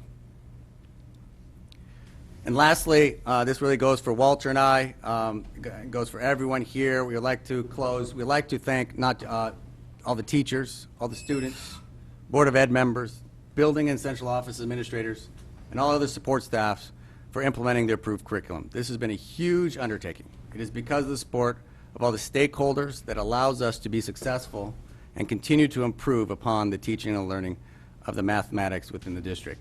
And lastly, as I close here, I again want to thank everyone, my companions up here with me, not only the people up here with me, Walter, but also the people, the teachers that came out that are here tonight, that have been vital in the role of implementing the approved curriculum.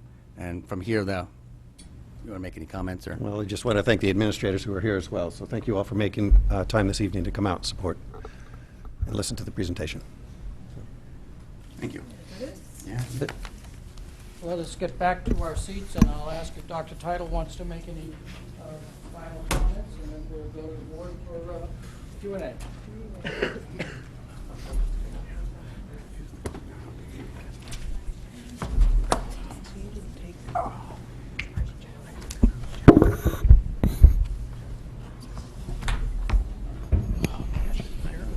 Well, I'd like to thank the team that came forward, and I know you represent a large number of your colleagues who've worked very hard on this, many of whom are in the audience. I see a lot of principals, a lot of teachers out there in support of the work that's been done here.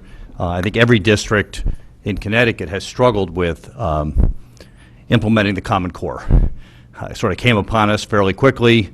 SBAC was a big unknown, and we're just sort of wading into it. So in a lot of cases, we have a year, maybe two, of data that we're analyzing. So we're still working our way through it, and I'm optimistic that we're in good hands going forward with this into the future. So I'll stop there and turn it back over to Phil for board comment and questions. I'll add my thanks to everybody in the audience who participated in this, and will not talk further because time is of the essence, but our thanks for your work is, from me, is very heartfelt. How many board members do we have that may want to ask questions so I can get a sense of timing? 1, 2, 3, 4, 5, about 5. Why don't we just go around the table from here? Eileen? My apologies, Mrs. Lou McCormick. It's fine. I do want to say that was a very good presentation. Thank you so much. And you actually answered questions that I don't know if you knew that I would have asked. But you did answer them, and I'm very pleased to see that, in fact, we have had positive results in movement upward into the transition to pre-algebra, as well as the pre-algebra, because that was huge, because we were kind of stuck in a plateau for a long time, and I think this is really great to see that progress, and I hope that continues, because really I think the students of Fairfield have so much potential that I think we're only just starting. So I think that's really great, and thank you so much to the teachers, because I know this is probably a huge change from what we've done in the past, so big deal. I guess my question comes back to, this is a huge transition. We changed the way we're instructing. I think we've seen progress now. I want to come back to the classroom and ask, what have we been doing to make sure that we're not teaching to the middle? Because it's really easy with all these changes just to try to get each of those little things hit within the classroom. And we realize that there's so many different needs within a single classroom. This question's been raised so many different times, and I'm wondering, what are the strategies that we're doing within the classroom to make sure that we're not teaching to the middle, that we're actually trying to meet the needs of the guys who need to be raised up and the ones who seem to already know it and need to be pushed even further?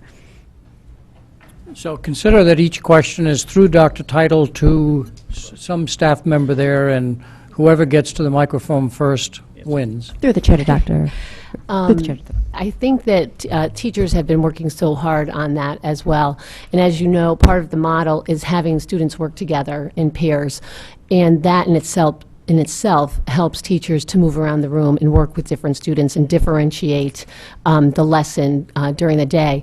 We've also, that's a part of what the math science teachers do, and I'm assuming the MRTs as well, is when we meet and we unpack these units and we talk about the different lessons, especially this year, I have worked with teachers very recently in grade 3 saying, they can do this, I know they can do this, how can we move this further, how can we go deeper, how can we make this more rigorous? So we're having those conversations with teachers all the time, and they have been working very hard at getting used to this model, as I said, and moving around and working and being able to leave these two students working together on a task, get them started, get them discussing, involved in student discourse, move on to the other students.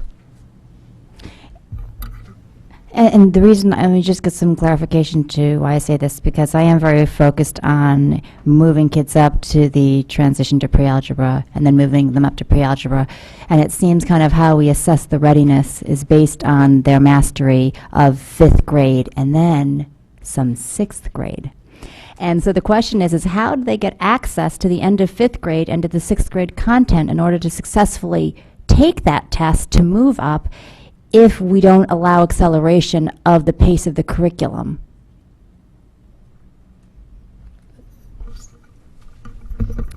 So I'll talk from a implementation guide standpoint. It's I can share evidence of what I've seen in classrooms, but I am not in the classroom. I don't have my own classroom at the moment. But the implementation guides and the way they're designed is to help teachers think about what are the big ideas in mathematics. It isn't about discrete skills. That was what was in our former curriculum. In other words, we'll teach you to add today, we're going to teach you to subtract tomorrow, we're going to teach you to multiply, and then we'll teach you to divide.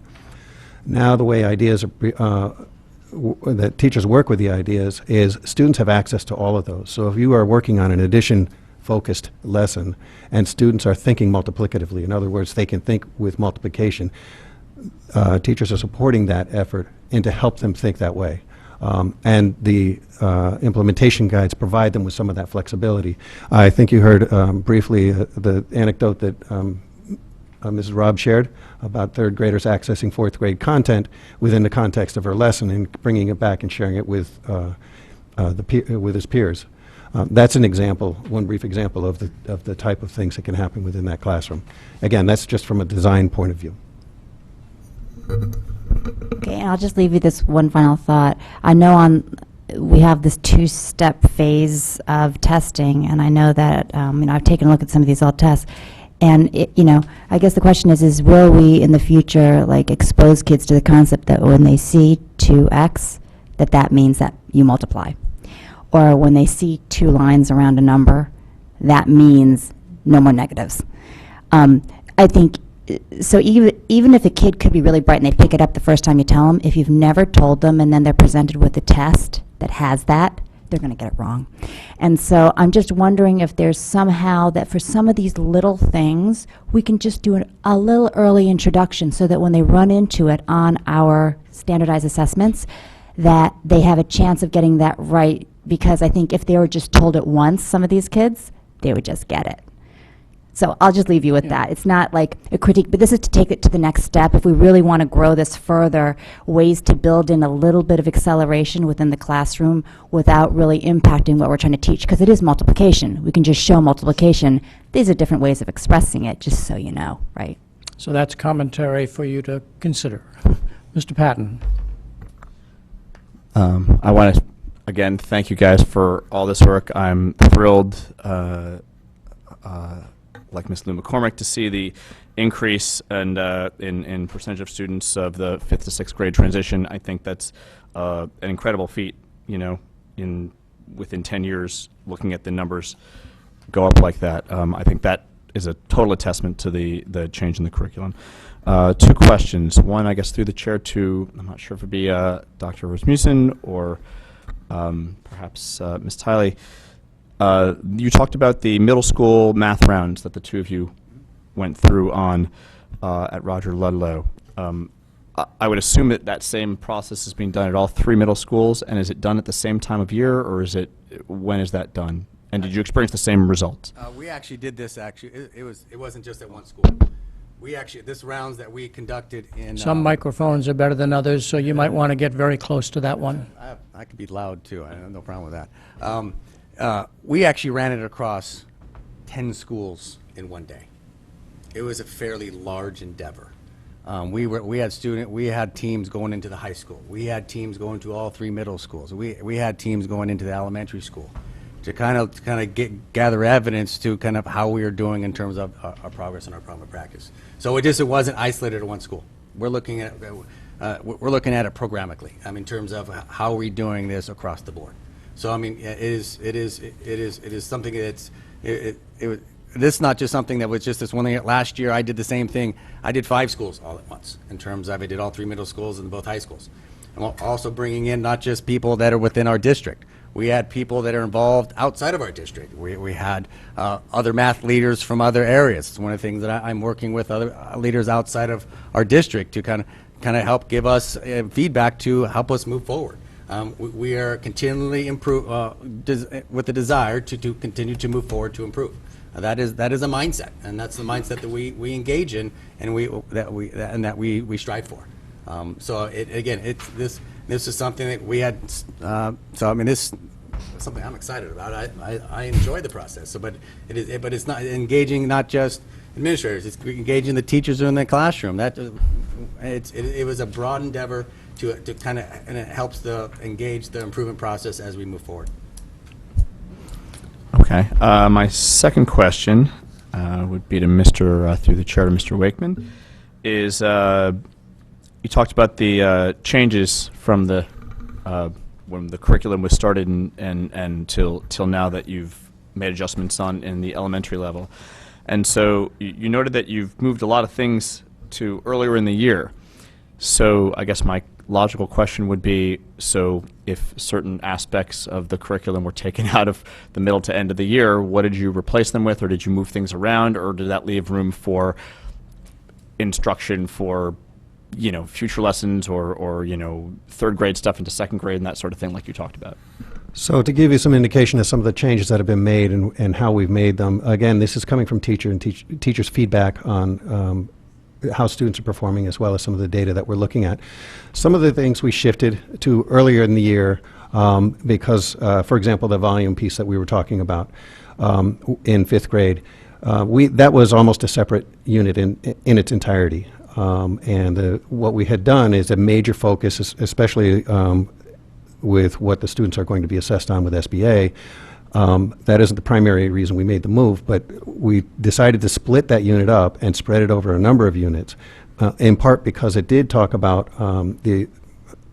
multiplication and using the associative property and a number of other strategies that were being taught in the multiplication unit in 5th grade, it was an easy integration to do that, and it made a lot more sense to move some of that unit in there. It's still addressing the standards that are in the curriculum, but it was addressing it at an earlier time of the year, and then we came back around and revisited it multiple times as opposed to just one time, one unit in the course of the year.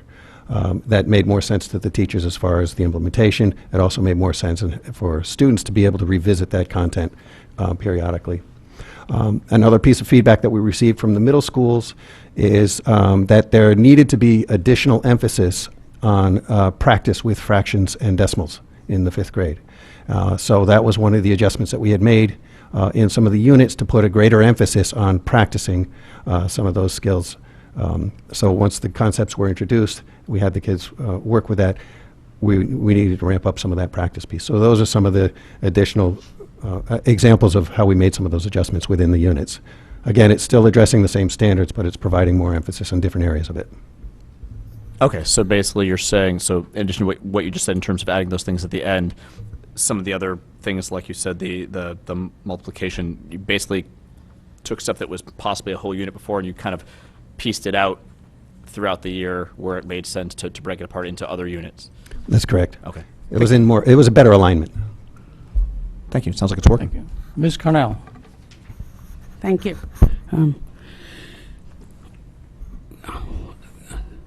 Through Dr. Title to, I guess, either one of the curriculum leaders. And thank you. This is great. I hope you had some students in stat help you put this together. It'll be good practice for them. On page 8 and 9, if I'm following this graph correctly, or these 3 graphs, I should say,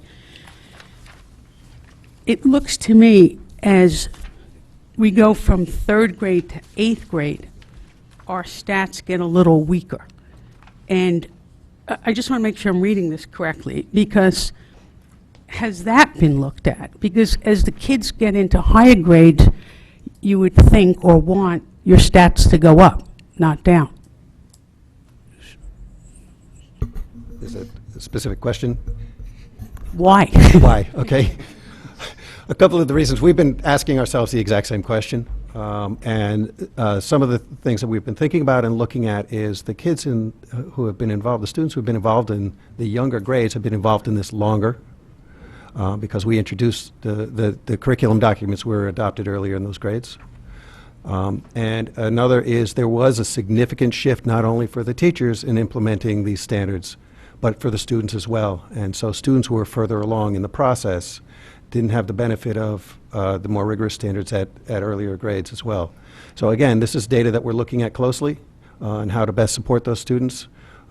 As we had mentioned, we are really pleased to see the increase in the performance and that the students are rising to the occasions. And so as we've been going through this transition, we've been looking at paying very close attention to what teachers are doing, what students are doing, and how we can help support that work as they're moving forward. Thank you. In grade 3, when was that implemented? So that was first adopted in 2012 and implemented in the fall of 2012. So it was adopted in the spring of 2012 and then implemented in that fall. So some of these grades have been through it all and some of them have been through partial. Actually, to just a little further context, the kindergarten students who began after the adoption of the curriculum have yet to reach 3rd grade. They are currently 2nd graders. So hopefully the stats, excuse me, will start to turn the other way. This is probably to the doctor. In taking the PSATs, I guess there's some students that may be more at an advantage and some at a disadvantage. The students that take the accelerated path, well, they'll be more prepared for the PSATs. Because from my understanding, there are certain things that are on the PSATs that have not been covered unless you're on the accelerated path. Well, I mean, that's where you see that growth benchmark as they expect students to be able to access certain content as they grow. For example, if you look at the benchmark in grade 10, they're looking at a score of like, I believe 470. So then as they access more content, as they move up, then they expect more out of them, so they have a scale score at a higher level. But in terms of, it is built for really the students, say for example, as the 10th graders, that score is built really for students that are in, they're coming out of geometry or in the geometry course. In terms of 11th grade, that score, that benchmark is built for the students that are really in Algebra 2. But all those students would be still in that same level in terms of being able to have same access. Those students are still meeting. It doesn't delineate in terms of exceeding or some other designation. They just said they're meeting benchmark. Okay, I'm confused, because I would think that there's no way someone can do as well on a PSAT if they haven't been taught it. Yeah. Yes. I mean, it's looking to see, and that's where that floating benchmark, as they move up the grade, has different levels of expectation. For example, coming out, they're looking at algebra skills. A large portion of the new SAT or the new PSAT is coming out of algebra. That is one of the largest portions of that assessment. But the students have had that information, and for example, they're going through, as a sophomore, getting information, all the content related to various geometric concepts. That is actually in the category on the PSAT. It's called the additional topics of mathematics, which is a certain proportion of that assessment.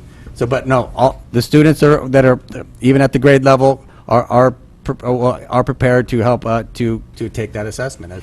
And that's one of the things that we learned. We actually brought in College Board for a full day professional development during Election Day to help learn about this assessment. And this was again one of those changes that was thrust upon us at the last second. So we brought in, we had the luxury of bringing them in. So we helped learning about the various content that was expected on the test, and for the various administrations of the PSAT and the new SAT that was taken in March. And I agree, it was just thrown upon you with very short time.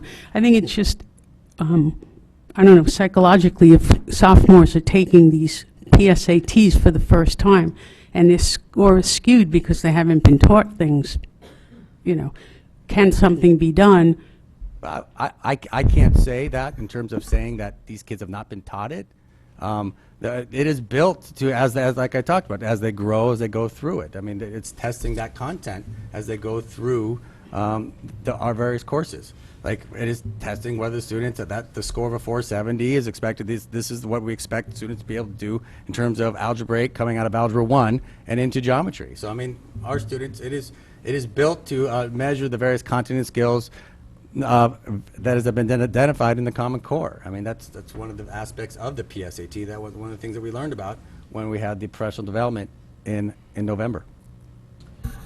Okay, in terms of the AP Math performance, excuse me, you rated at 3 or above in your percentage scorings, but there's no numbers of how many students actually took it. So you could say 96.9% students achieved 3 or above, but I don't know how many students that was. I don't have that number in front of me. I can't make any table comment above on that. So, Give me 1 second. It's there. You do acknowledge that not all students choose to go take the AP test. Right. We have a large proportion of them, but I mean that is something. But ultimately, it is the student choice to go register. Absolutely. I just meant it may be another column worthwhile adding. But Anthony, did you want to?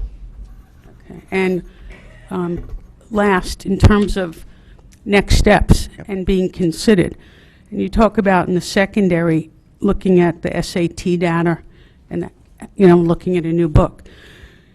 Wouldn't it also help to look at the PSAT data, because that would give you another year for these kids who are in 11th grade? And that's also considered is also one of the next steps of we have to do some professional development on what does this data mean. So like we've even been in contact with the College Board rep about looking into doing some professional development on how to help analyze this data. So, but before you just jump in to do an analysis, we have to get a better handle of what does this data mean. Absolutely. So is there a way that you can add the PSAT Okay, because that wasn't listed, so thank you. Thank you very much. No problem. Thank you. Mrs. Maxon Connelly. Okay. First of all, thank you for the presentation. Thank you for coming here tonight. I'm hoping some of these can be addressed by not just the two gentlemen, since you're all sitting here and you put this time in. My first area of concern is that whole area of professional development. I must admit, especially the elementary school, I don't think you're going to find too many doctoral candidates for mathematics in the elementary school. And that aspect of content knowledge is what all of the research or so much of the research points to as being vital for that math development, for these scores to go up. That the concept of robo-teaching, of being handed an implementation guide and just going at a forced pace through it, is something of great concern to me. And to give teachers the confidence to move away from that and to feel that freedom and to use the textbook when they get it, they need to feel very, rich in that content knowledge. I know you mentioned John Keogh, I believe from Norwalk, was doing the development. Is that primarily on instructional practice, or is that working on content knowledge and development? Actually, it was a combination of both, but mostly the work we did with John Keogh was content, and the work we do with teachers is more about the developmental continuum of students based on the content. So for a second grade teacher to know where that student was, where that student is going to be going in the content of first, second, and third grade. So we have done a lot of work with these consultants and with the people from Math in the City, and that's part of our job, is to go back and talk to and work with the teachers on the content as well as the instructional model. Because you need to know, if you're working with a second grader who's struggling with addition and subtraction with regrouping, you're not going to just keep working on addition and subtraction with regrouping. Where is that child in the developmental continuum of that concept? Right. And then where do we need to push them? Can I also comment too that the math and science teachers do a lot of work in grade level teams. So what we do is we really sit down. We have time built into our schedule where we sit down with the teachers and we really start looking at student work. We bring things to the table. So there's a constant professional development within that as well. And as Nancy was saying, you're looking at instructional practice, you're looking at strategy work, you're looking at understanding how to do this a different way. And so that's kind of constantly happening all the time. And that's the beauty of the coaching that the math and science teachers do. They get professional development from Walter, and then they in turn bring it back to the schools, and then we work on it together at grade level teams. So it's kind of a to me, the best kind of professional development. That's how you're really talking about practice and within the content, and it just makes it so much more practical. I just wanted to comment on the implementation guide. I don't think any of us really see it as a script that we're wedded to on a daily basis, and I think part of the beauty of our math model is I really know my kids where they are as mathematicians. I hear them constantly, the way they're working with numbers, the way they're thinking about it, where they are on the continuum of mathematical understanding. And so, I look at that implementation guide and I could look at a lesson and say, I could make short work of this or skip it for this particular group of students that I'm working with, or I could combine these two, or I need to spend 2 days on this. So it's a guide, and it's probably for a new teacher, maybe something that you would use almost like a script until you felt confident with it, but it certainly isn't a script to those of us who are doing this day in and day out. And I look at it, but I know my students. I really know where they are, and I feel that I'm comfortable to take a lot of liberty with that. Well, that's very good to hear. I'm sorry, go ahead. Just one more thing to add on the secondary level. Along with Paul's work, they have a math monthly meeting where he implements his own professional development. Teachers are working together. You'll hear it called different things at different schools. Most people know it as data teams at Roger Ludlow Middle School. Our math teachers meet every week in grade level teams with our math resource teacher, and each week they bundle it into a box. We don't call it data teams, we call it our PER plan, where they spend time working on planning implementation, reviewing data or reviewing assessments, and then revising units. So those are teams of teachers having conversations around what's worked, what hasn't worked, what do we need to do more of, less of, and they also work together in their own goal setting. Okay, and I think one of the most important phrases I heard, Ms. Roxbury, Roxby, correct? Sorry, Massachusetts, I'm saying Roxbury, is that, I mean, the phrase you use is understanding the math to come at a different way to teach it. Well, if you don't understand the math, that's obviously something that would be very difficult to do. So that's, what would be very important as far as the professional development, and then obviously that gets into the differentiating, the better that you know it. My next question was actually regarding that, hold on, try to read my own notes. And I apologize, there's no logical order to these questions. For the PSAT and SAT, weren't we supposed to get specific domain information? I know had initially been told the SBAC was going to provide that and did not. Correct. But the PSAT and SAT did this come yet with? It gives general information in terms of, it's like heart of algebra, but it doesn't give you, then it doesn't go down to various sub-strands within that in terms of being able to identify areas for growth. Again, it's just a general number. And similar to, they have a passport to advanced mathematics. We get a score for there, but okay, what do we do with that? So it is a constant struggle, but getting more detailed into the data, and that's just something that we continue. Has College Board been open to that? I mean, again, whatever we may say about the CMT, but at least in math, it really got broken down. I don't know about what College Board's intentions are moving forward. Don't we have a contact with College Board? Yes, we do. They love us. Okay. I think he's trying to be diplomatic. Right. Yeah.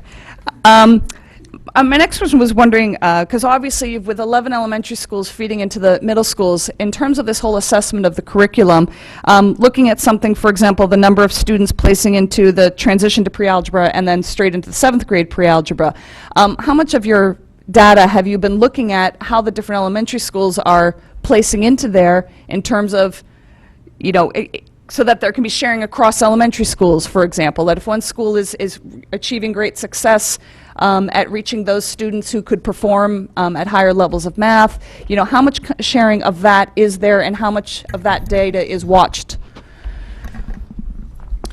It's interesting. There is not a consistent pattern. In other words, there's not a specific school in the district that sends the majority of kids into accelerated courses. There are sometimes schools that will have the majority of students or a larger group of students, and the following year have none, or very few relative compared to the rest of the schools. What we're excited about is consistently across the district is there is increased placement among all the schools. Which I think also speaks to, and I think was mentioned earlier, to the implementation of the more rigorous standards and the hard work that the teachers are doing in helping all students meet those standards. So we like the direction that things are moving in. We're going to continue to look at this and scrutinize it as we move forward.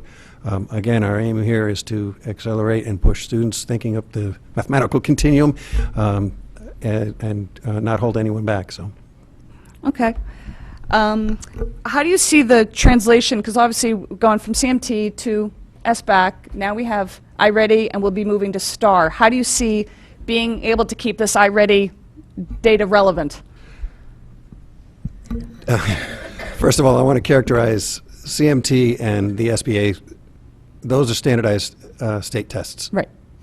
iReady and STAR in that it falls in the same thing as a screening tool. It's similar to the Blue Ribbon that we used to have and the Ames Web that we used to have.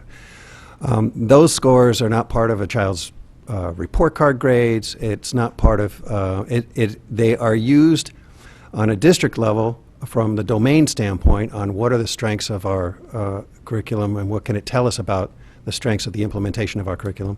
And at the building level, it's really more student-specific, and teachers take a look at all their kids.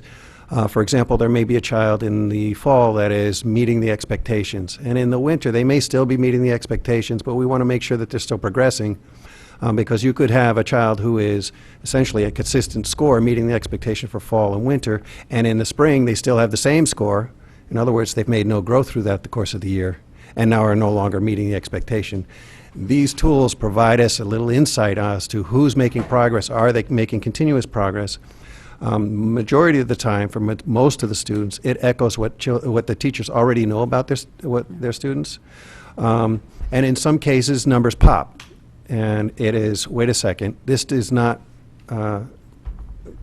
make sense with what I know about what the student's doing, or it may pop for another reason. It might just be a bad testing day. Right. But what it requires at that point is further diagnostics. So these screening tools are really just to provide teachers with flags to go back and do further inquiry about what are our students understanding, what do they know. And the same is true with students who may be doing exceptionally well. Where can we provide more supports for these kids? Are they continually doing exceptionally well? So the teacher may need to go back, and as Nancy was talking about, that developmental continuum, what ideas do they have about understandings of mathematics that's being taught in the classrooms, and how can we push their thinking even further? So again, it's how each of these tools are being used. And just to be clear, I have no interest in their being used as any tool other than for the teachers. I mean, they're the ones who can use it best. But I look at one slide, actually I had a question on page 7, your headlines slide, that line that said that the Smarter Balanced Assessment data supports our improvement strategies. And I don't, and I apologize if you gave us more background when you gave that slide, but I didn't recall it. How can we make that contention when we only have it as a one-year shot? What is it that's, what are we saying that these SBA scores support has improved? I can comment that. I mean, especially when we've been really stressing, I really kind of help develop our students being able to help communicate. I mean, if you look compared to Claim 1 and then to Claim 2 and 4, which is one score, and another one for Claim 3 in communicating, those really came out. We felt very well. I mean, so that's why I think we've been really working on that. The teachers have been working very hard on it. We've been through the administration. We've been help supporting that as in the instruction within the classroom, and what we were continuing to improve.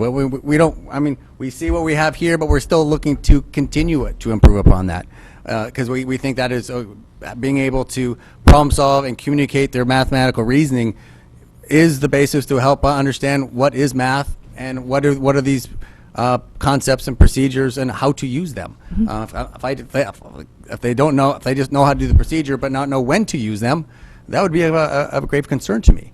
So that's one of the things that we look to get in terms of our improvement plan, and looking to engage more students in developing those reasoning skills.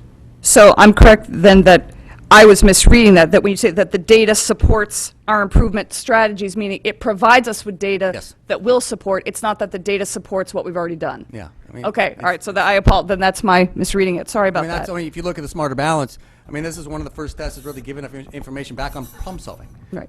Most give you more of a content based. If you go back to the old CMT, strand 10, I mean, it'd be more of a contents based, and you have one strand, the old strand 25 you always refer to.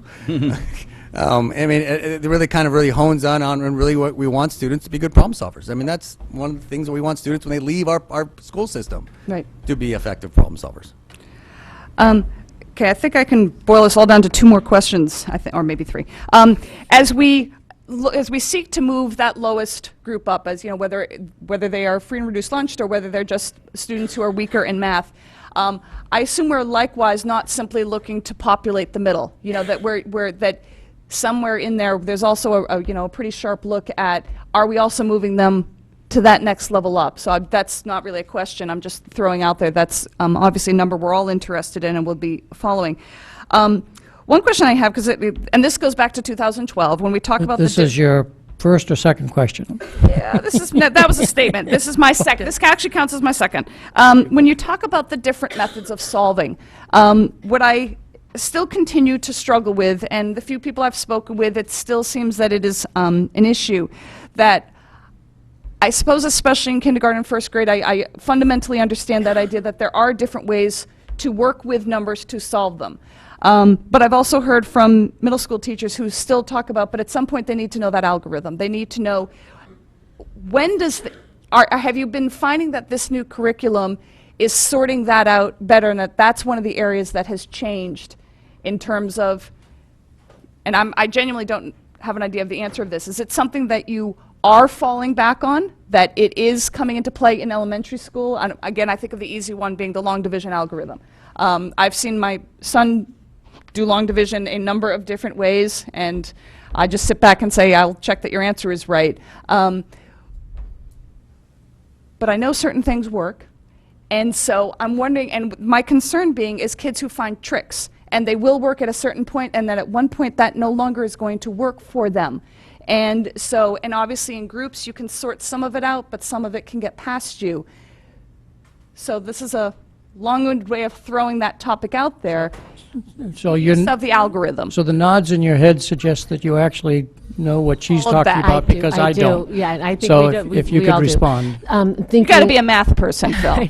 I'm thinking in second grade, the algorithm for regrouping with addition and subtraction, as well as in fourth grade, long division. Well, in second grade, we do introduce the algorithm actually right about now. But before the students get to that, they're doing a lot of work with place value and unpacking numbers and some of the things that Joan Robb was talking about counting large numbers of objects in their classroom, and they have 325 of something. Well, they can tell you that there is 32 tens in 325, and that 2 is not a 2, it's 20. So they're much more embedded in the place value before they reach the algorithm, so that when they do learn the algorithm, they carry that 1, and they never say, I shouldn't say never, they usually don't say that's a 1. They say that's 110. So, and therefore the tricks that we used to use when we were in school, they don't make sense to them, because it's easier for them to see their errors. They can see that it doesn't make sense because they have a deeper knowledge of the place value. And I think the same thing goes for the long division as well. It's not digit oriented. It's place value oriented. If that helps. It absolutely does. Thank you. I would add to that when we did teach the standard algorithm for both addition and subtraction, I think up to 3 or 4 digits in second grade. But I would put it up there after having done all this mental math work and all these other strategies, and I'd put it up there, and before I could bring them through it, they would use compensation or something, and immediately their hands would go up. And they just already knew it. But they did learn the algorithm. They do learn the algorithms, but it's the work that we do before that that makes that algorithm not just a set of mechanical steps, but something they fully understand why they're doing it. Thank you. And that's my last thing very quickly was regarding the high school. How are you finding that the new blocks are affecting your ability to move through the math curriculum? I don't know if this is your first year. Okay, so you have a basis for comparison. Are you finding that that's needs to be a curriculum adjustment because the time is being handled differently, or? Yeah, I mean, this is our first year with the block, so it's kind of difficult to make comparisons, because when we had, early dismissals and then a snow day, and you wind up missing that block like April 22nd, now I have to deal with my AP students missing that day. But in general, I have been loving the block because I can go deeper. For one instance, as I was teaching the Pythagorean theorem in my geometry class, and most people think, oh yeah, right triangles, that's awesome. But the Pythagorean theorem was really when the Greeks discovered that irrational numbers existed. So I was able to go through Greek history to show students this was profound, this was mind-blowing for the Greeks. And I think in a normal 44-minute class, I would never have been able to discuss that. So in general, I can go a lot deeper. With that being said, we might have to make adjustments, because if you're going deeper in some concepts, I'm a little panicked as we approach the end of the year. So definitely have to revise some things. That was my question. Thank you. Thank you. We do have other members of the audience who are waiting for their agenda items, so I'll ask Mr. Llewellyn to be the last questioner. If any board members have questions that have come up in their mind, please get to Dr. Teitel and he'll get you the answers. Mr. Llewellyn. Thank you very much, and I'm glad Ms. Kennelly set the bar high for me. I get at least a half an hour here. So as I look at this, I have the same concern that Ms. Kennelly had, which is we are getting an individual soundbite here. We've had the elementary program in place for quite some time, and we've had the secondary in place not quite as long, but everything's a soundbite. We have one winter to compare against one winter. So I don't really see a trend. What concerns me is a couple of things that I see. So if we go back to page 8, where we see kind of that downward trend, 64% to 58% to 55% for Fairfield in 6th, 7th, and 8th grade.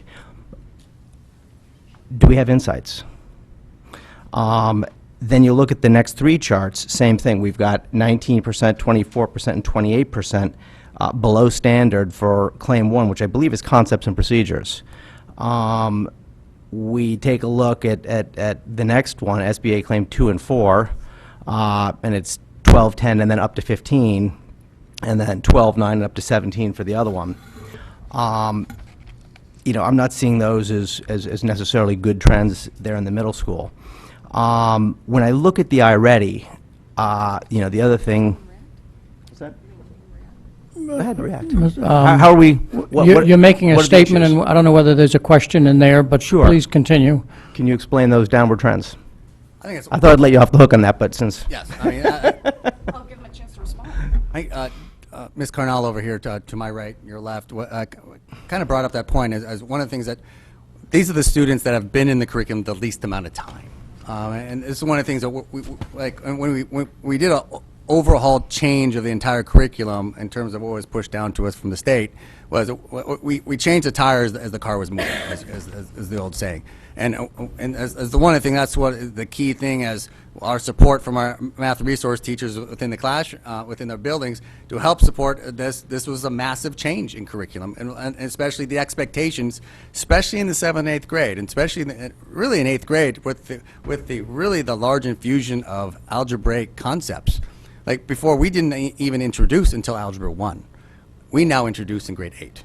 So I mean, a lot of those things but then if you look into say the iReady data in terms of the winter to winter, you see some small little drop, but then it's mostly maintained as they move up because those students have been within that curriculum the greatest amount of time. Now, we've put in the supports. We've worked with teachers to provide those supports to make sure that they were successful in high school. That is our ultimate goal. It's really Algebra 1 is the key content, and this actually provides more support as they go into the high school. One of the comments I hear from my Algebra 1 teachers is they're coming to Algebra 1 more prepared than they have in the past because we've introduced a lot of this content in preparation of going through that, so we can really truly do a rigorous Algebra 1 program. So I can't say, yes, we see a downward trend, but one of the rationales we're looking at, those students have been in our curriculum the least amount of time. So I hear what you're saying about the teachers saying they're seeing more algebraic, but if I look at your iReady scores, actually, and can you share the fall and the spring of last year and the fall of this year so we can actually see a trend? Because all we're getting is, as I said before, just a data point.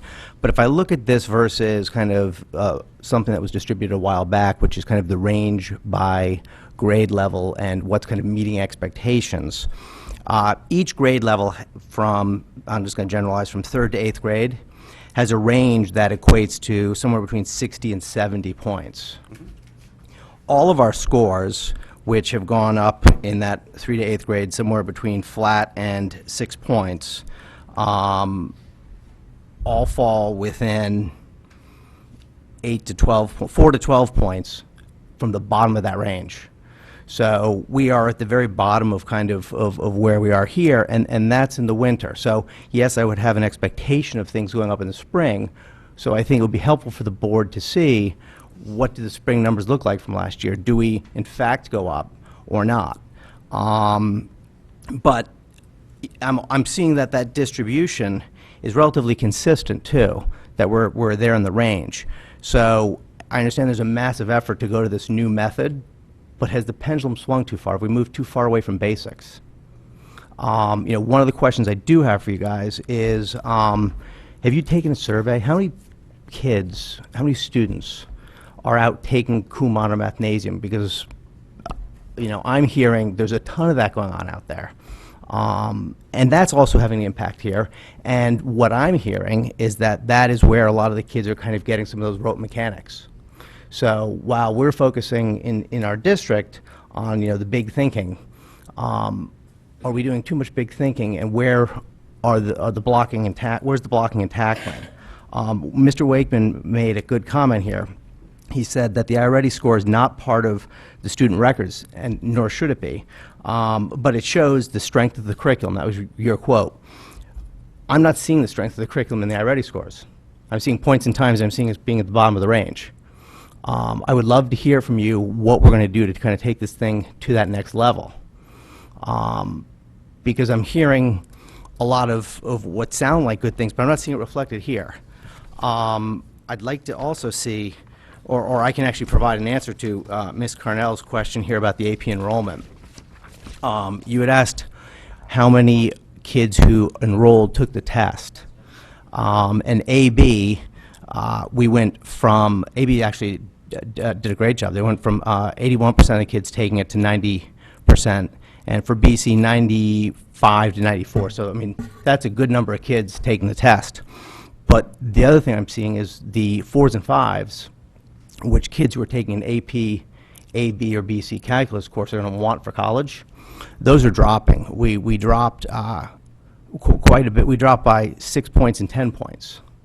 So, you know, I don't know if you can address why we are dropping in terms of, you know, kids at those levels. So, you know, how are we going to make it to that next level? In terms of, so what's you got a whole bunch of things going on here. I do. I mean, so in terms of AP, I mean, that's something that we're continually looking at. I mean, we're encouraging more and more kids to go into AP. But as we encourage more students to go into AP, we're looking to continue the rigor of the course, but also provide as much support as they go throughout the course as possible. I mean, in terms of also which percent of what proportion of students actually take the test, I can't comment or encourage a student to pay the X amount of dollars to go take this test. It's hard for me to comment, but that is something we continue to look at as we look to continue to push more students in, but also to continue more students to make sure they are successful. Other question related to various basic skills. This is something we stress very heavily. For example, at the middle school, we do 3 times a year fluency assessments. For example, we do those on the basic operations of fractions. As they enter into in our 6th grade, we go into integer operations. Can they fluently do those operations? And we stress, and the teachers employ strategies to encourage the fluency of those various operations moving up. And the same thing we go into high school. The 8th grade, because algebra, there's algebraic concepts are really the key at the 8th grade level. We're doing fluency assessments on solving equations. We want students to be fluent, or they have some automaticity in terms of being able to do those quickly and accurately in a short amount of time. Because so that it's going to help them as they go into those higher grades of not just focusing on the how and the why, but also developing now fluency within those algorithms that we still employ. So what to say that we're only doing one, I look at more we're doing a balance of those various things. Because if we only just focus on just the operation itself without actually talking about where it came from, then you're actually talking about a low level of understanding. As Ms. Cannelli referred to, they're learning tricks, then at one point they're going to hit a wall and fall down. So I don't disagree. I'm just saying from what I'm hearing from students, it swung a little too far to the conceptual and away from those base mechanics to help the kids with the fluency so they can move through it and not get stuck on some of those pieces, because there's less of an impact on the drill and the kill.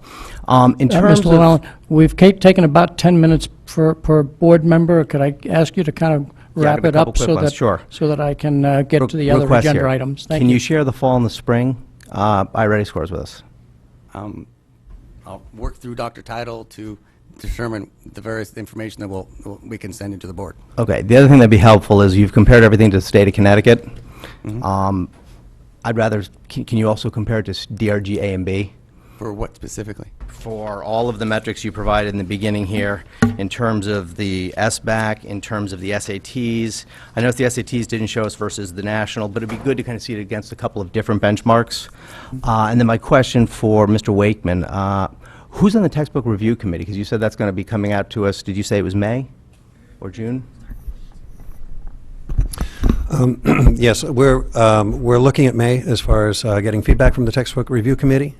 And there are 37 people involved in that committee, 4 of whom are administrators. And the rest are classroom teachers. And how many parents do you have? As we're following the protocols of the textbook review process, once they've narrowed down the resources, the parents will be invited in to provide feedback on the resources that they've narrowed it down to. We are not at that point yet. I am presently looking for potential dates, but again, I need a little bit more feedback from the committee before I can set those dates, because I need to know where the committee's going to land. Perfect. How many books have you narrowed it down to? They haven't. I can't speak to that because first of all, I don't want to undermine the work of the committee, and secondly, they haven't landed on that yet. So as soon as I know, I'll be forwarding that information. Perfect. Thank you. And then I guess this is for the chair. We seem to have a lot of parents who showed up. Are you going to allow public comment on discussion items happens by our bylaw at the beginning of meetings, so I won't be going to them now. And I'd like to, wait, it happens at the beginning, say it again? By our bylaws, for presentations and discussion items, public comment is taken at the beginning of the meeting. We only take public comment in the middle of the meeting on voting items. And I would ask that you suspend that rule tonight because it's brand new. I'm not sure everyone knows that, but I know this is an important topic to some. Well, Are there folks out there who actually would like to make comments? Mr. Llewellyn. Yes, I'm sorry. You're asking the chair and you're addressing the board, And I'm not addressing the public audience. as well. But this is a board meeting. Okay. We'll follow our bylaws. Very good. Thank you. Thank you very much. I think Mrs. Gerber just wants to make one comment, and then we'll move on to item 7A. I just wanted to thank you all for the work that you did on this presentation, and I know there are a lot of teachers here in the audience who, I mean, I've had at least one child in the system for 13 years, and I lost pace with their math abilities very early on, and I think our program is excellent, and you know, there's always room for improvement, and I think you're working on that, and but I especially want to make note of all the teachers who were here and thank them for all the work that they've done. Thank you very much. For those who may be here for this item, so that we can move along without a lot of noise in the room, if you have conversation, please take it out into the lobby. That would be very much appreciated. The next item is under old business is 7A, and the recommended motion is, can we focus on the next item? Thank you. Recommended motion is that the Board of Education approve the Regional Youth Adult Social Action Partnership RISAP survey. Do I have a motion? Mrs. Gerber, seconded by Mr. Patton. Mrs. Gerber, do you want to make any comments at the moment? Mr. Patton, any comments at the moment? This is a survey that we have approved year after year after year, sometimes with discussion, sometimes not. The executive director is here in the event that you have some questions, and this is a voting item, so we will take public comment. Any questions from the board on the survey? Okay, then on to public comment. Anybody that wishes to address the board on the motion that is in front of us regarding the Regional Youth Adult Social Action Partnership Survey, please come forward. State your name and address, and feel free to sit down. And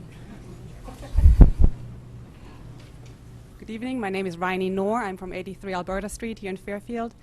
I'm speaking in support of the survey in my capacity as PTA member for programs at Fairfield Ward High School. We've been using the surveys for many years to tailor our services and tailor our programs for our students to really have our finger on the pulse, what's happening with our youth and how to best service them. I encourage you to really look at the results, look at the data, and make sure we continue the services and continue the surveys. Thank you very much. thank you. Any other member of the audience wish to come forward and speak concerning this survey? Good evening. My name is Wendy Benevegna, 271 Village Lane, Southport. I'm a parent and the co-chair of the Fairfield Cares Community Coalition, as well as a prevention manager of Positive Directions. All three hats, whatever. Just want to reiterate the importance of the survey data to gaining insights into the community and into our youth's attitudes and behaviors around substance use, as well as gauge how they're faring on developmental assets, which provide the building blocks for them making healthy decisions.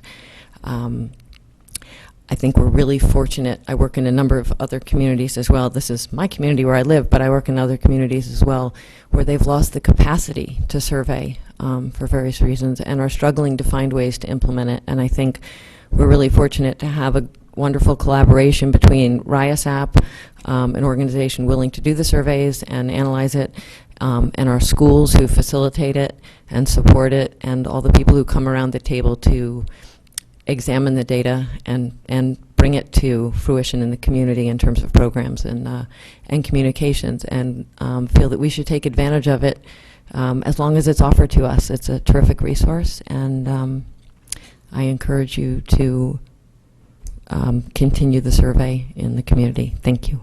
Thank you. Other members of the audience wishes to come forward? We recognize State Representative Kristen McCarthy-Vahey, who has more than a few hours of community work, so we appreciate the fact that you have remained for this. Please state your name and address. I'm Kristen McCarthy-Vahey. I live at 1625 Melville Avenue, and thank you, Mr. Chairman, as do all of you, many hours. It was thrilling to be here for the math presentation, particularly in light of this survey.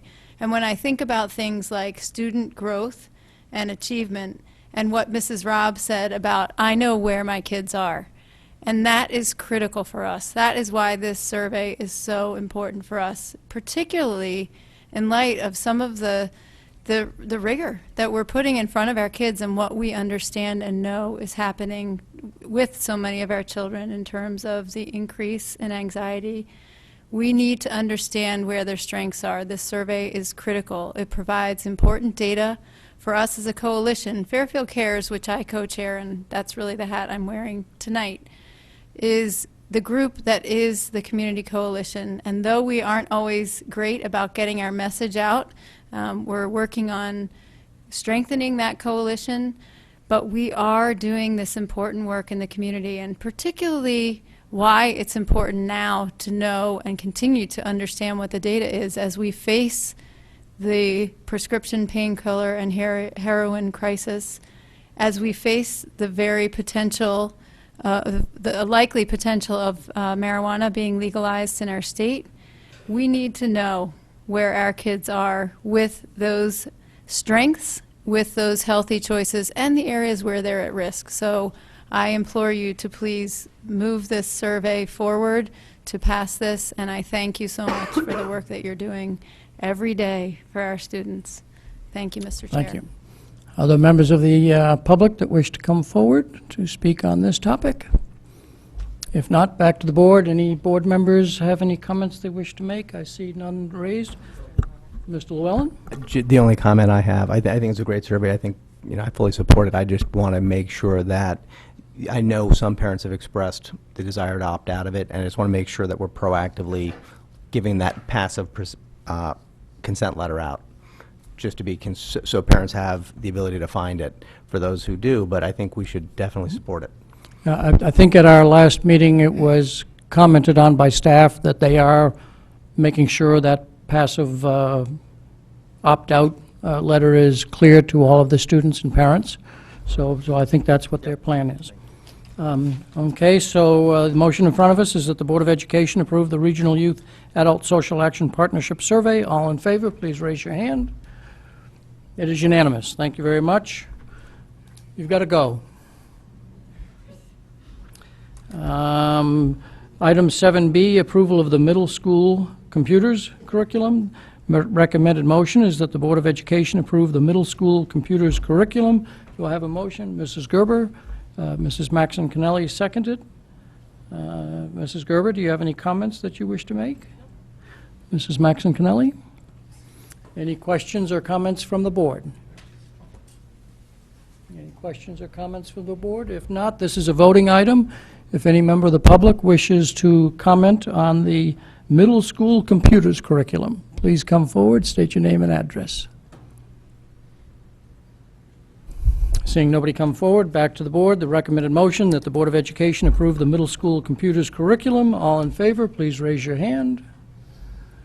It is unanimous. Thank you very much.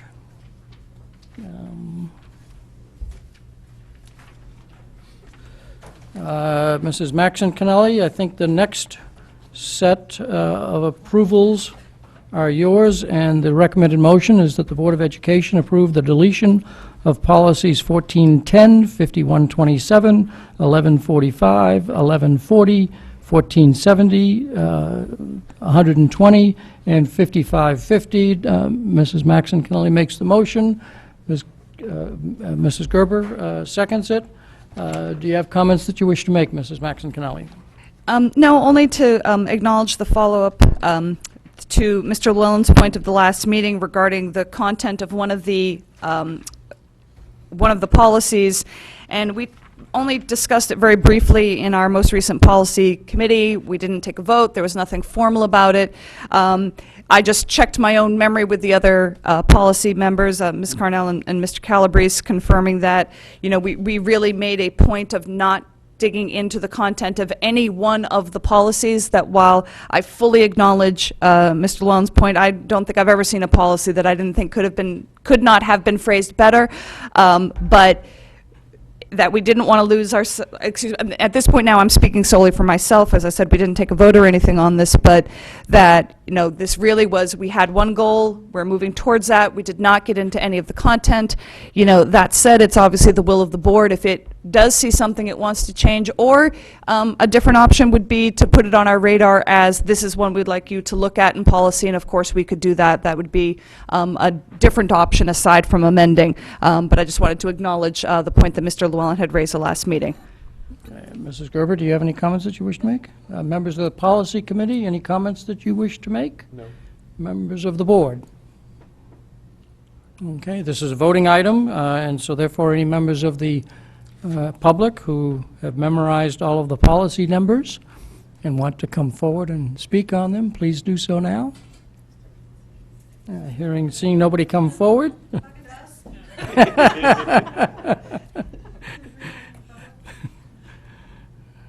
No, there's some in the back. So the recommended motion is that back to the board then, that the Board of Education approve the deletion of policies 1410, 5127, 1145, 1140, 1470, 120, and 5550. All in favor, please raise your hand. It's unanimous, 9-0. Thank you very much. Now we have an adoption of a policy, and the recommended motion is that the Board of Education adopt policy 5125.11, students' health medical records. Mrs. Maxon Kennelly, are you putting that forward?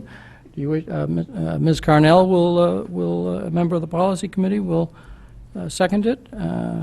Mrs. Maxon Kennelly, do you have any comments that you wish to make? No, this was the one. This was the policy I specifically had asked. You know, that if anybody had any questions, to get them to me, hopefully ahead of time, as I am not an expert on HIPAA, and more to the point, to my great distress, Ms. Leonardi is not here, who will be heading this up, as you see in the first paragraph, with the reference to the Director of Special Ed and Special Programs.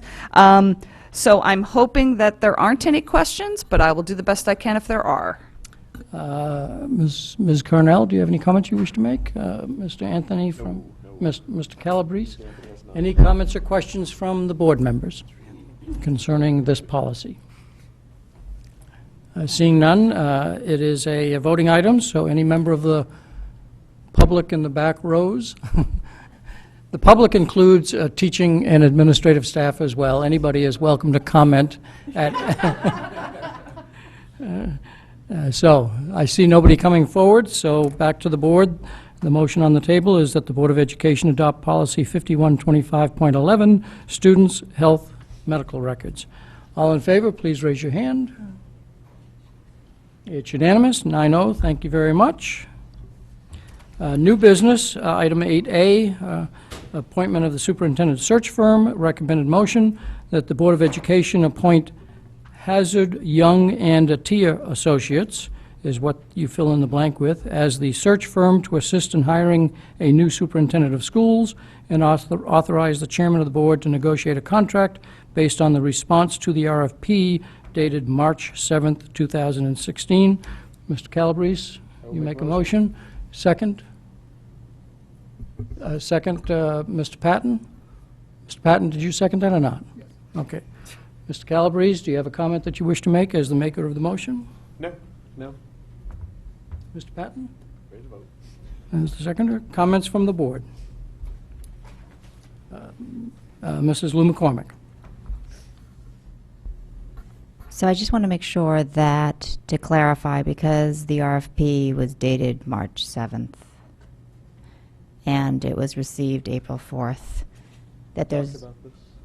Yeah. So I just want to clarify, just that there's no confusion, just for the... Yeah, we're referencing the date that is on the letter, so that there was a consistent date. So we're referencing the date that it was within the letter for the proposal that, as you know, in the non-meeting, we all agreed that they changed 1 or 2 pages based on the name of the consultant. They put in a different resume. Correct. But we all agreed that we understood that it is this one, the revised one that is being sent, that Correct. was received recently.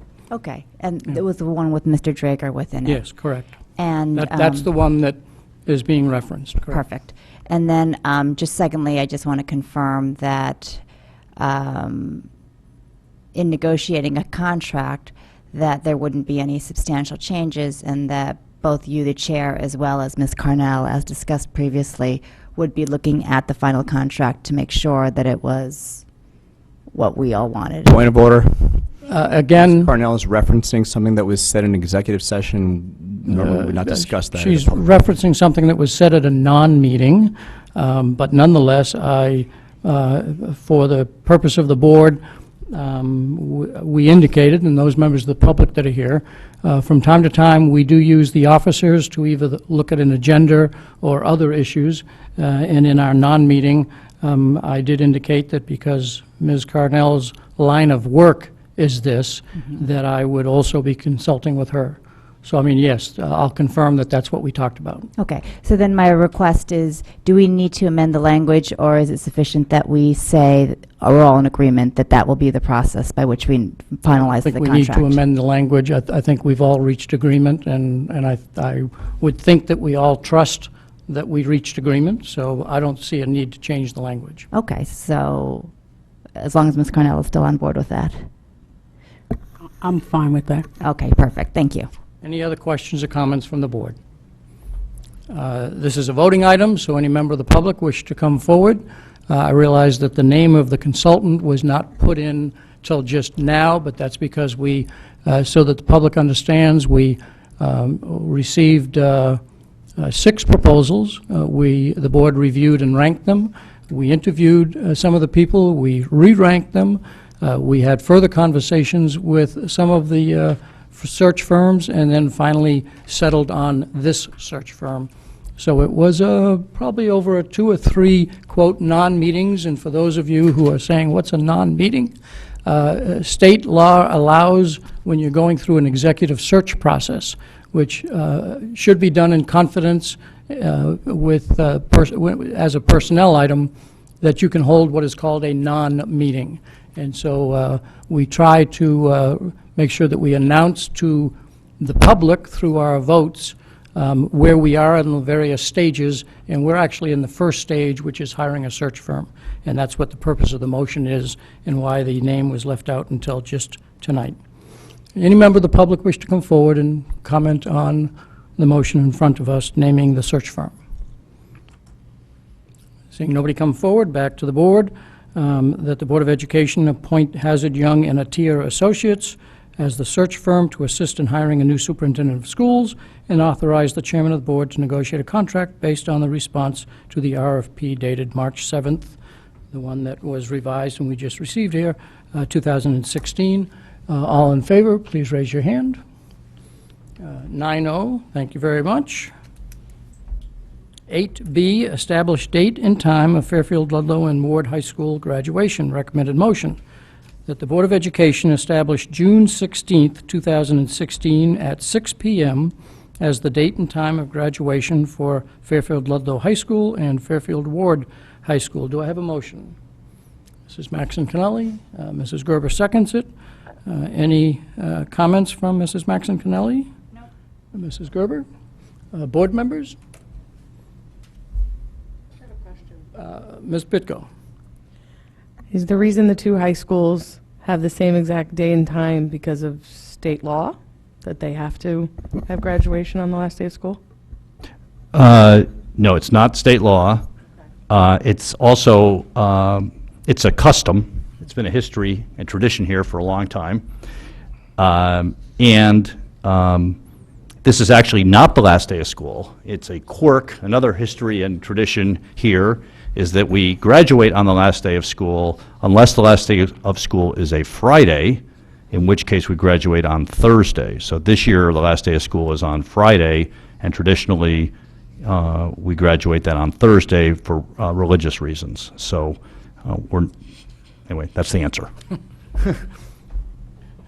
You know that Fiddler on the Roof, it's tradition? Right. I know I didn't sing that well. Right.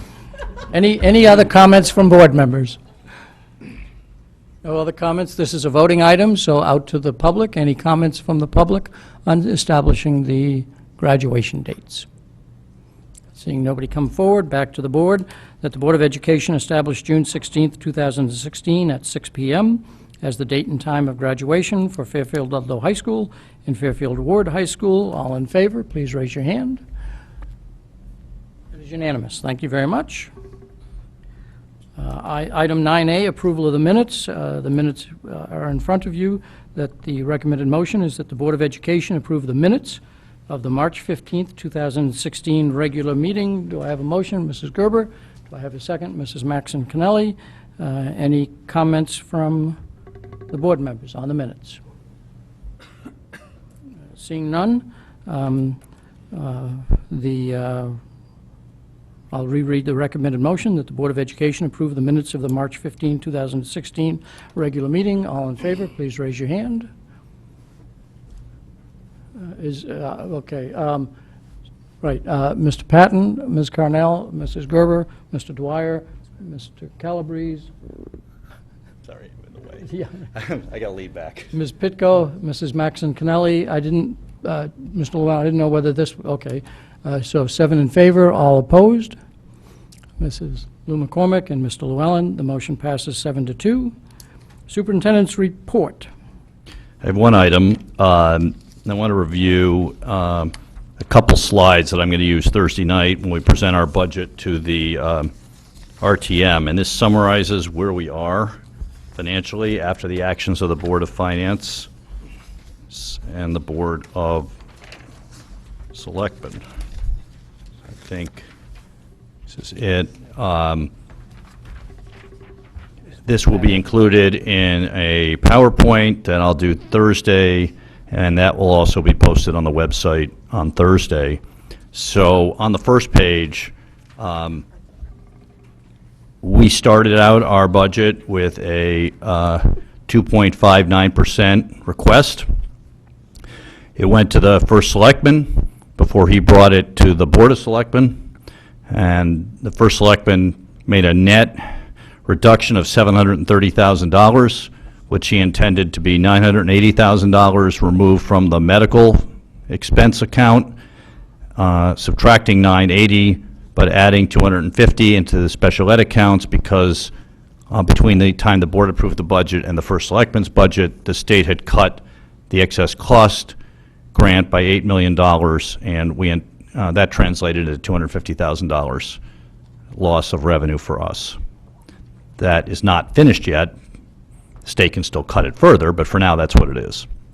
Then it went to so that resulted in a net increase at that moment from the first selectman's recommended budget was 2.14%. Then the Board of Selectmen took action last Tuesday, and they removed an additional $800,000 from the medical retention fund, and also removed $455,000 that they deemed was, because we had, if you recall in our budget, we had put in for 7 elementary teaching positions that we couldn't locate where they would go, but we had so many classes that were close to going over the number that we wanted to make sure we had funding for that. They focused in on that, and so that's why I left it as elementary teaching positions. Obviously, when we get back to this in May, the board can cut that wherever it wants, and I'll have a recommendation for you on that when the time comes. But there was all the conversation at the Board of Selectmen level, and then subsequently at the Board of Finance level around this 455, that actually came up with that number by multiplying the estimated cost of a teacher, 65,000, times the 7 positions we have in there. So that brought our budget down to 1.36% after it left the selectmen. Now, I should point out that one of the reasons, the rationales that were given for the reduction of the medical was that we did have 2 months of very good experience, and we had sent out to you previously the latest estimates on the internal service fund and the fund balance, and so they felt that we could absorb that given the current projections. Then it went to the Board of Finance, who looked at it and said, I think the Board of Selectmen overshot the mark on the health insurance. We're concerned that insurance experience may deteriorate over the next 4 months. Plus, as I pointed out, this is going to result in a very large hill to climb in the 17-18 budget. And so they decided to add $250,000 back in, intended for the health insurance account. So after all was said and done, our budget's 1.52% higher for 16-17 than it is for 15-16, and we're on to the RTM. Now, you do have a choice to make, and you don't have to make it tonight, but technically, just so you know, the charter provides the opportunity for any department that's been cut to appeal that cut to the RTM. That has to happen within 10 days of the notice, which we received April 5th, that being today. So the board has 10 days within which to act on that. It takes a 2/3 vote of the RTM to restore funding, so I just point that out as an option, not advocating it one way or the other, just sort of pointing out the process. Otherwise, the RTM can only subtract from this number, it can't add to the number. The back page, I just feel obligated to point this out because I talked about it quite a bit at both the Board of Finance and the Board of Selectmen level, that we have some risks that are associated with these cuts that were made to our requested increase. One is that health insurance experience could deteriorate from March to June and therefore not leave us enough money in the internal service fund in 16-17 to actually make the payments. The response to that has been that the board does not need to worry about that right now, does not need to adjust its budget for that. It would just have to be made up at some point in the future. That makes me nervous. I hate to leave here with a hole somewhere that somebody else has to dig out of. But nonetheless, that was the decision. As I said, this because this lowers the base of our budget for health insurance, we now have, if everything worked out exactly the way the projections are, we would have a $2.3 million increase built into the 17-18 budget for health insurance, where in a typical year you might have a typical year you might have $1 million increase. So the delta in here is about $1.3 million above and beyond what you would normally expect. That's something that will have to be started into the budget for 17-18 before you even put any other money in. Obviously, I was concerned about that. We do not have reserve funds for the 7 elementary classrooms that are near the class size limit. So we obviously would continue to abide by the class size limit, but that would mean other things would have to be reduced to make room for that should that occur. And obviously that could hit some of the areas that we were trying to make a headway on. Typically, those areas that get hit are textbooks, maintenance, technology, and so forth. Those are the very areas we're trying to beef up. But that's a consequence of what happened here. And of course, the state's not done with us. They have a $900 million deficit that they have to try to figure out. And if they decide to take more state aid out of us for special education, that's a risk that we have going forward. So while at the present moment, I think we're in a position where we can move ahead with all of our program improvements that we have in our budget, I think we are in a position that is reasonably precarious moving into next year, and I just wanted to bring you up to speed on that. And if anybody would like to come Thursday night over at Mona Terrace to support the budget, you're more than welcome. The meeting starts at 7 o'clock. It's the committee meetings. They usually are televised. We're not anticipated to go on until about 7:45 because of there's a couple other departments ahead of us, so we've been advised by the moderator to be there by 7:45. So that's my report. So just a couple of comments, and then I'll take comments from the board. On the risks, the health insurance, it says March. That's to remind you, we do not get the March numbers until the end of April. And so for us, the exposure is what might happen in March, April, May, and June. And most of those months we won't know the numbers about them until after the RTM and we vote on the budget. So that it's a risk because it's an unknown. Certainly the state funding is an unknown. A lot of conversation was, well, you'll probably have more retirees and that'll balance it out. As you know, we estimate about $35,000 per retiree savings, and we need about $65,000 for a teacher. And so literally, if we needed all 7 teachers extra, we would need 14 extra retirees, or a total of 32, which is, except for the year that teacher evaluation and Common Core and SBAC were implemented, we never have hit. So the concept that a retiree will balance out the teacher, the math doesn't quite work. And so that's why that is also on the risk. Mrs. Maxon-Cannelli, you wanted to make a comment. Just one quick comment on the risk slide. Is it clear to, I don't know if it's part of your presentation, Dr. Title, that it's actually 12 elementary school classrooms near the class size limit? And then I know we're then subtracting the 5 where they're close to reducing a level, but in terms of the full picture of the risk here, there are 12 sections. No. Or you're comfortable with saying just You know, the number it's 7? actually, what we have is, if you go back to the budget book on that particular page that I've been painfully aware of, it actually shows the classes that if you just budget the grid, spread the teachers out on the grid, you would be down 12 teachers. But we have 4 classes, at the time we did the budget, and it hasn't changed a whole lot, 4 classes that 1 more kid puts them over the limit. We have 4 sections where 2 more kids put them over the limit. So that's a risk of 8. And then there's 1 class where we're 1 away from collapsing. And that's how we came up with the 7. So our exposure, our best estimate is, our exposure is 7. That, of course, can change. And so, and this isn't really known until, mid to late August sometimes, because withdrawals are not always processed and so forth. So I don't believe our exposure is 12. That would be really bad luck. I think our exposure 7 is, I think, an accurate projection. But it was 12. You remember the 12 was on the grid. Right. But we reduced 5 of the 12. It's just with I tried to explain this, and obviously I didn't win the argument, or we wouldn't be here. I tried. You're going down, I don't know what it is, 75 kids at the elementary level, all right? Given that we just had a math presentation, this is appropriate, right? It doesn't make a lot of sense to think that, 75 kids is going to translate into 12 fewer sections. It just doesn't tend to work that way.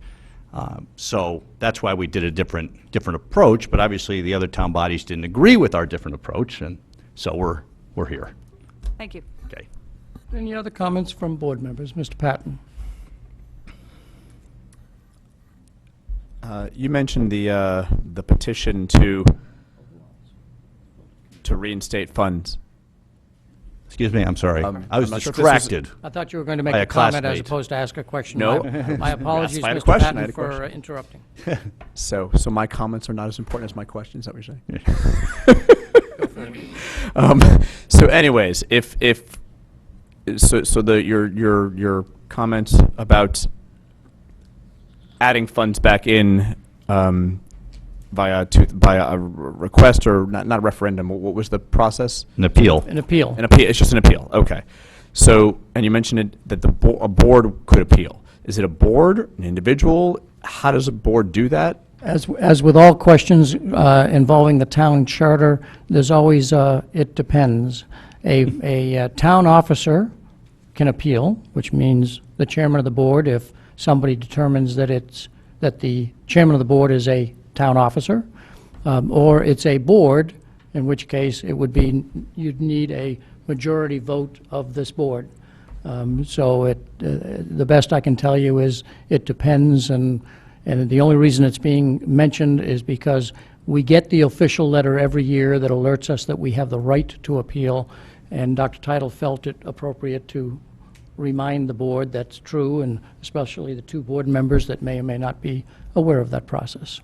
And the appeal is simply you write a letter to the moderator of the RTM appealing it and saying what number you're appealing, and then they hold a hearing. And is this hearing taking place the same night as the budget vote? That's generally when it happens. It generally happens before the budget vote. We went through this 3 or 4 years ago on Pequot Library. Yeah, I remember that. And I believe they did that separate item, took it up, then they went from there into the budget as a whole for everybody else. So it actually pushed back the budget that night into quite late into the evening because the Pequot Library appeal took a long time. That's my recollection. Yes. So it's all guided in the charter. If the board decides they want to do it, then we'll just make sure that the steps are followed and we'll communicate those.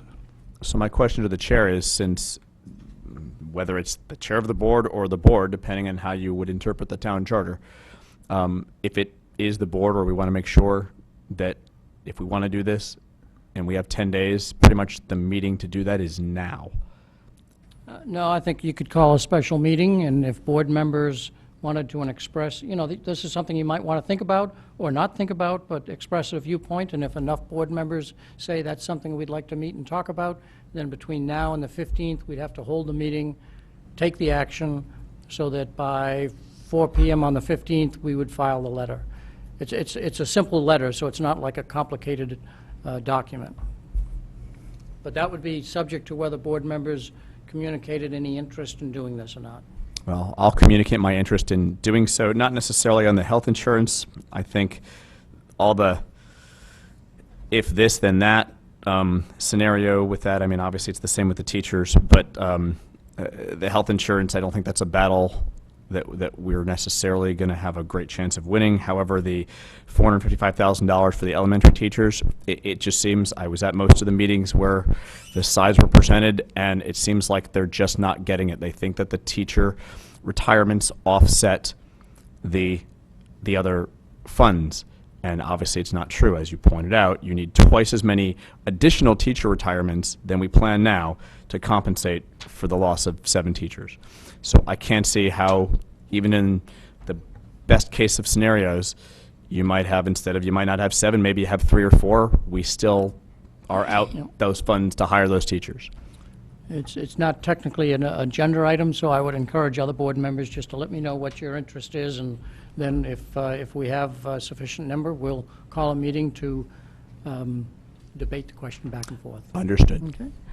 Any other comments on the superintendent's report? Seeing none, on to committee liaison reports. Any member of the board have a comment that they wish to make concerning committee and liaison reports? Mrs. Maxon Cannelli. Just very quickly, and first actually a question for Mrs. Brown. Did the postcards come? Okay. Just another mention, follow-up from the last meeting, that the shop and stroll that's also sponsored by the Fairfield Chamber of Commerce, but which is benefiting, as I'd mentioned at our last meeting, the Fairfield Foundation for Education, which came and spoke at the last PTA council meeting, that there were postcards on the back. I'm hoping people picked them up, but just a great cause, money going directly to help teachers do exciting creative programming, and I hope that it gets well supported and supports our local businesses. And that's on April 28th. Any questions for Mrs. Maxon Cannelli? Seeing nobody raise their hand, Mrs. Gerber. I just wanted to let everyone know that the chair of the Ludlow Building Committee will be going to the Board of Selectmen meeting tomorrow at 5 o'clock, and we'll be requesting additional funds. If that is approved tomorrow, they'll then go to the Board of Finance on, what month are we in? Sorry, April, April 12th. And then if that if the Board of Finance approves, then it would go to the RTM committees on Monday, April 18th, and the RTM meeting on April 25th. Obviously, if any of the boards feel they need more information, it will get delayed. To be honest, the point's kind of moot in terms of being able to do any windows this summer because there's a 4-month lead time for windows, so we've already missed that window of opportunity, and it would have to happen next summer, summer of 2017. No pun intended, I'm sure. Right, no pun intended. None whatsoever. Any questions for Mrs. Gerber? Any other members have a committee liaison report? I have Holland Hill. The building committee met to confirm they had to vote because we had changed the document, so they vote and confirm that. The TPZ has voted approval of the site plan to allow the portables to go there. The state has approved the plan. Now, I want you to take note of the short time frame to get from naming a building committee to getting all of these approvals for the portables, and especially they're in the process of final interviews for the architects. There was a lot of conversation last year on, can this project be on a fast track? It is.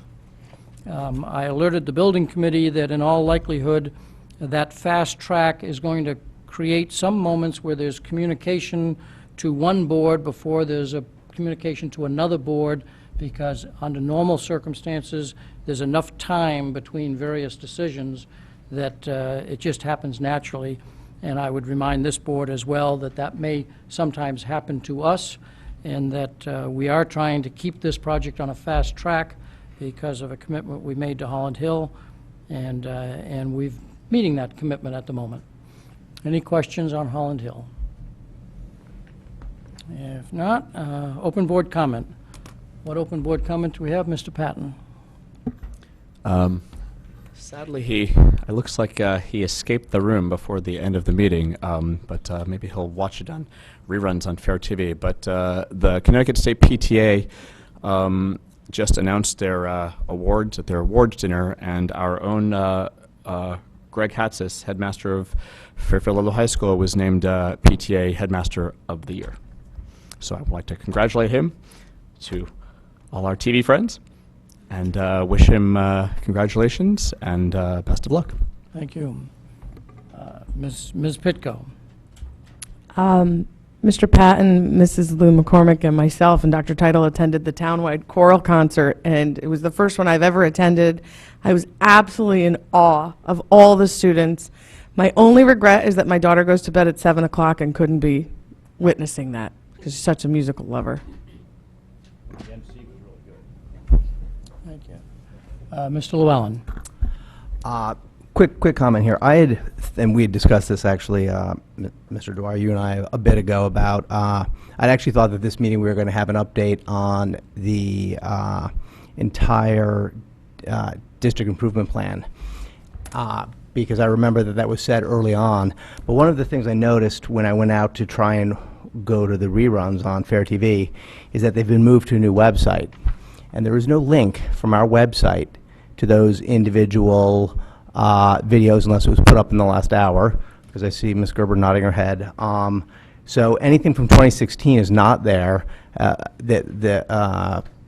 the top, a link was put to the old Fair TV website, not to the new one that actually contains the videos.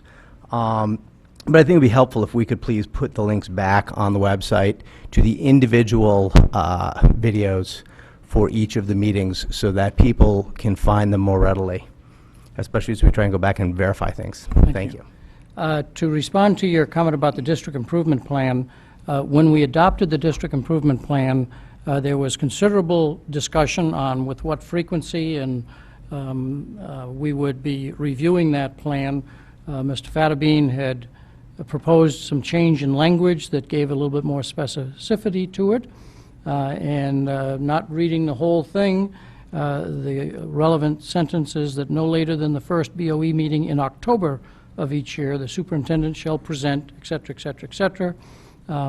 And it went on to say the administration will prepare a public update each fall. And so the district improvement plan specifies when we'll be reviewing that plan, and the intent of the change that Mr. Fattabine suggested was to talk about it in the fall each year. And it To was deal al- with a year's worth of activity and then look at it in the fall. And it was also said at subsequent meetings that we would be having a somewhat mini update on that, and other board members heard it the same way, so we'll have to actually go back and listen to all those tapes to find it. Well, the tapes may exist one way or another, but at the end of the day, it's the language that's in the district improvement plan is what we would follow unless the board changed their viewpoint. Yeah, well, then I guess one further thought is that since Dr. Title will be retiring at the end of July, beginning of August, it might be a good idea to have that first one move forward so that we can transition with a full data set rather than asking an interim or a new superintendent to have to present that first set of data. Yeah, thank you for your comment. Any other board members have open board comment? Mrs. Gerber. Well, Mr. Patton actually took what I was going to be saying for open board comment, but the Doesn't one hurt to thing. give a second attaboy. Well, no, actually, I wasn't going to, but I did want to add to that there will be a dinner in his honor and all the honorees in the state. It's Tuesday, March 3rd at 6:30 p.m. May 3rd, sorry, Tuesday, May 3rd, and at Costa Azura in Milford. I have information if anyone is interested in going. And also just to say that Mr. Hatzis is obviously very well deserving of this award, but he is not the first administrator. A few years back, Mr. Coyne, so at Ward, now it's Ludlow's turn. Also, I know Mr. Macno received it, and I believe Mr. Cass received it at one point earlier on for elementary school principal. So Fairfield has a really good track record. Oh, Dr. Rosado got it. Oh, right. Okay, sorry. Yes, I knew it was a, yeah. All right. Anyway, so Dr. Rosado got it as well. And, but anyway, congratulations to Mr. Hatzis for a job very well done. And final open board comment, I would not want Dave Schultz to not think that his retirement was going unnoticed. There is a plan to recognize him and say thank you for his years of service that are in the making. I think that there is a date that's picked in the location. I know that there is because my wife's on the committee that's doing it. One is just for, it's a smaller one, and then there's going to Yeah, yeah. So those of you who wanted to say thanks to Dave Schultz, follow that as well. Item number 13, that this regular meeting of the Board of Education adjourned. Do I have a motion? Ms. Carnell, Mr. Calabrese seconded. All in favor, please raise your hand. 9-0, thank you.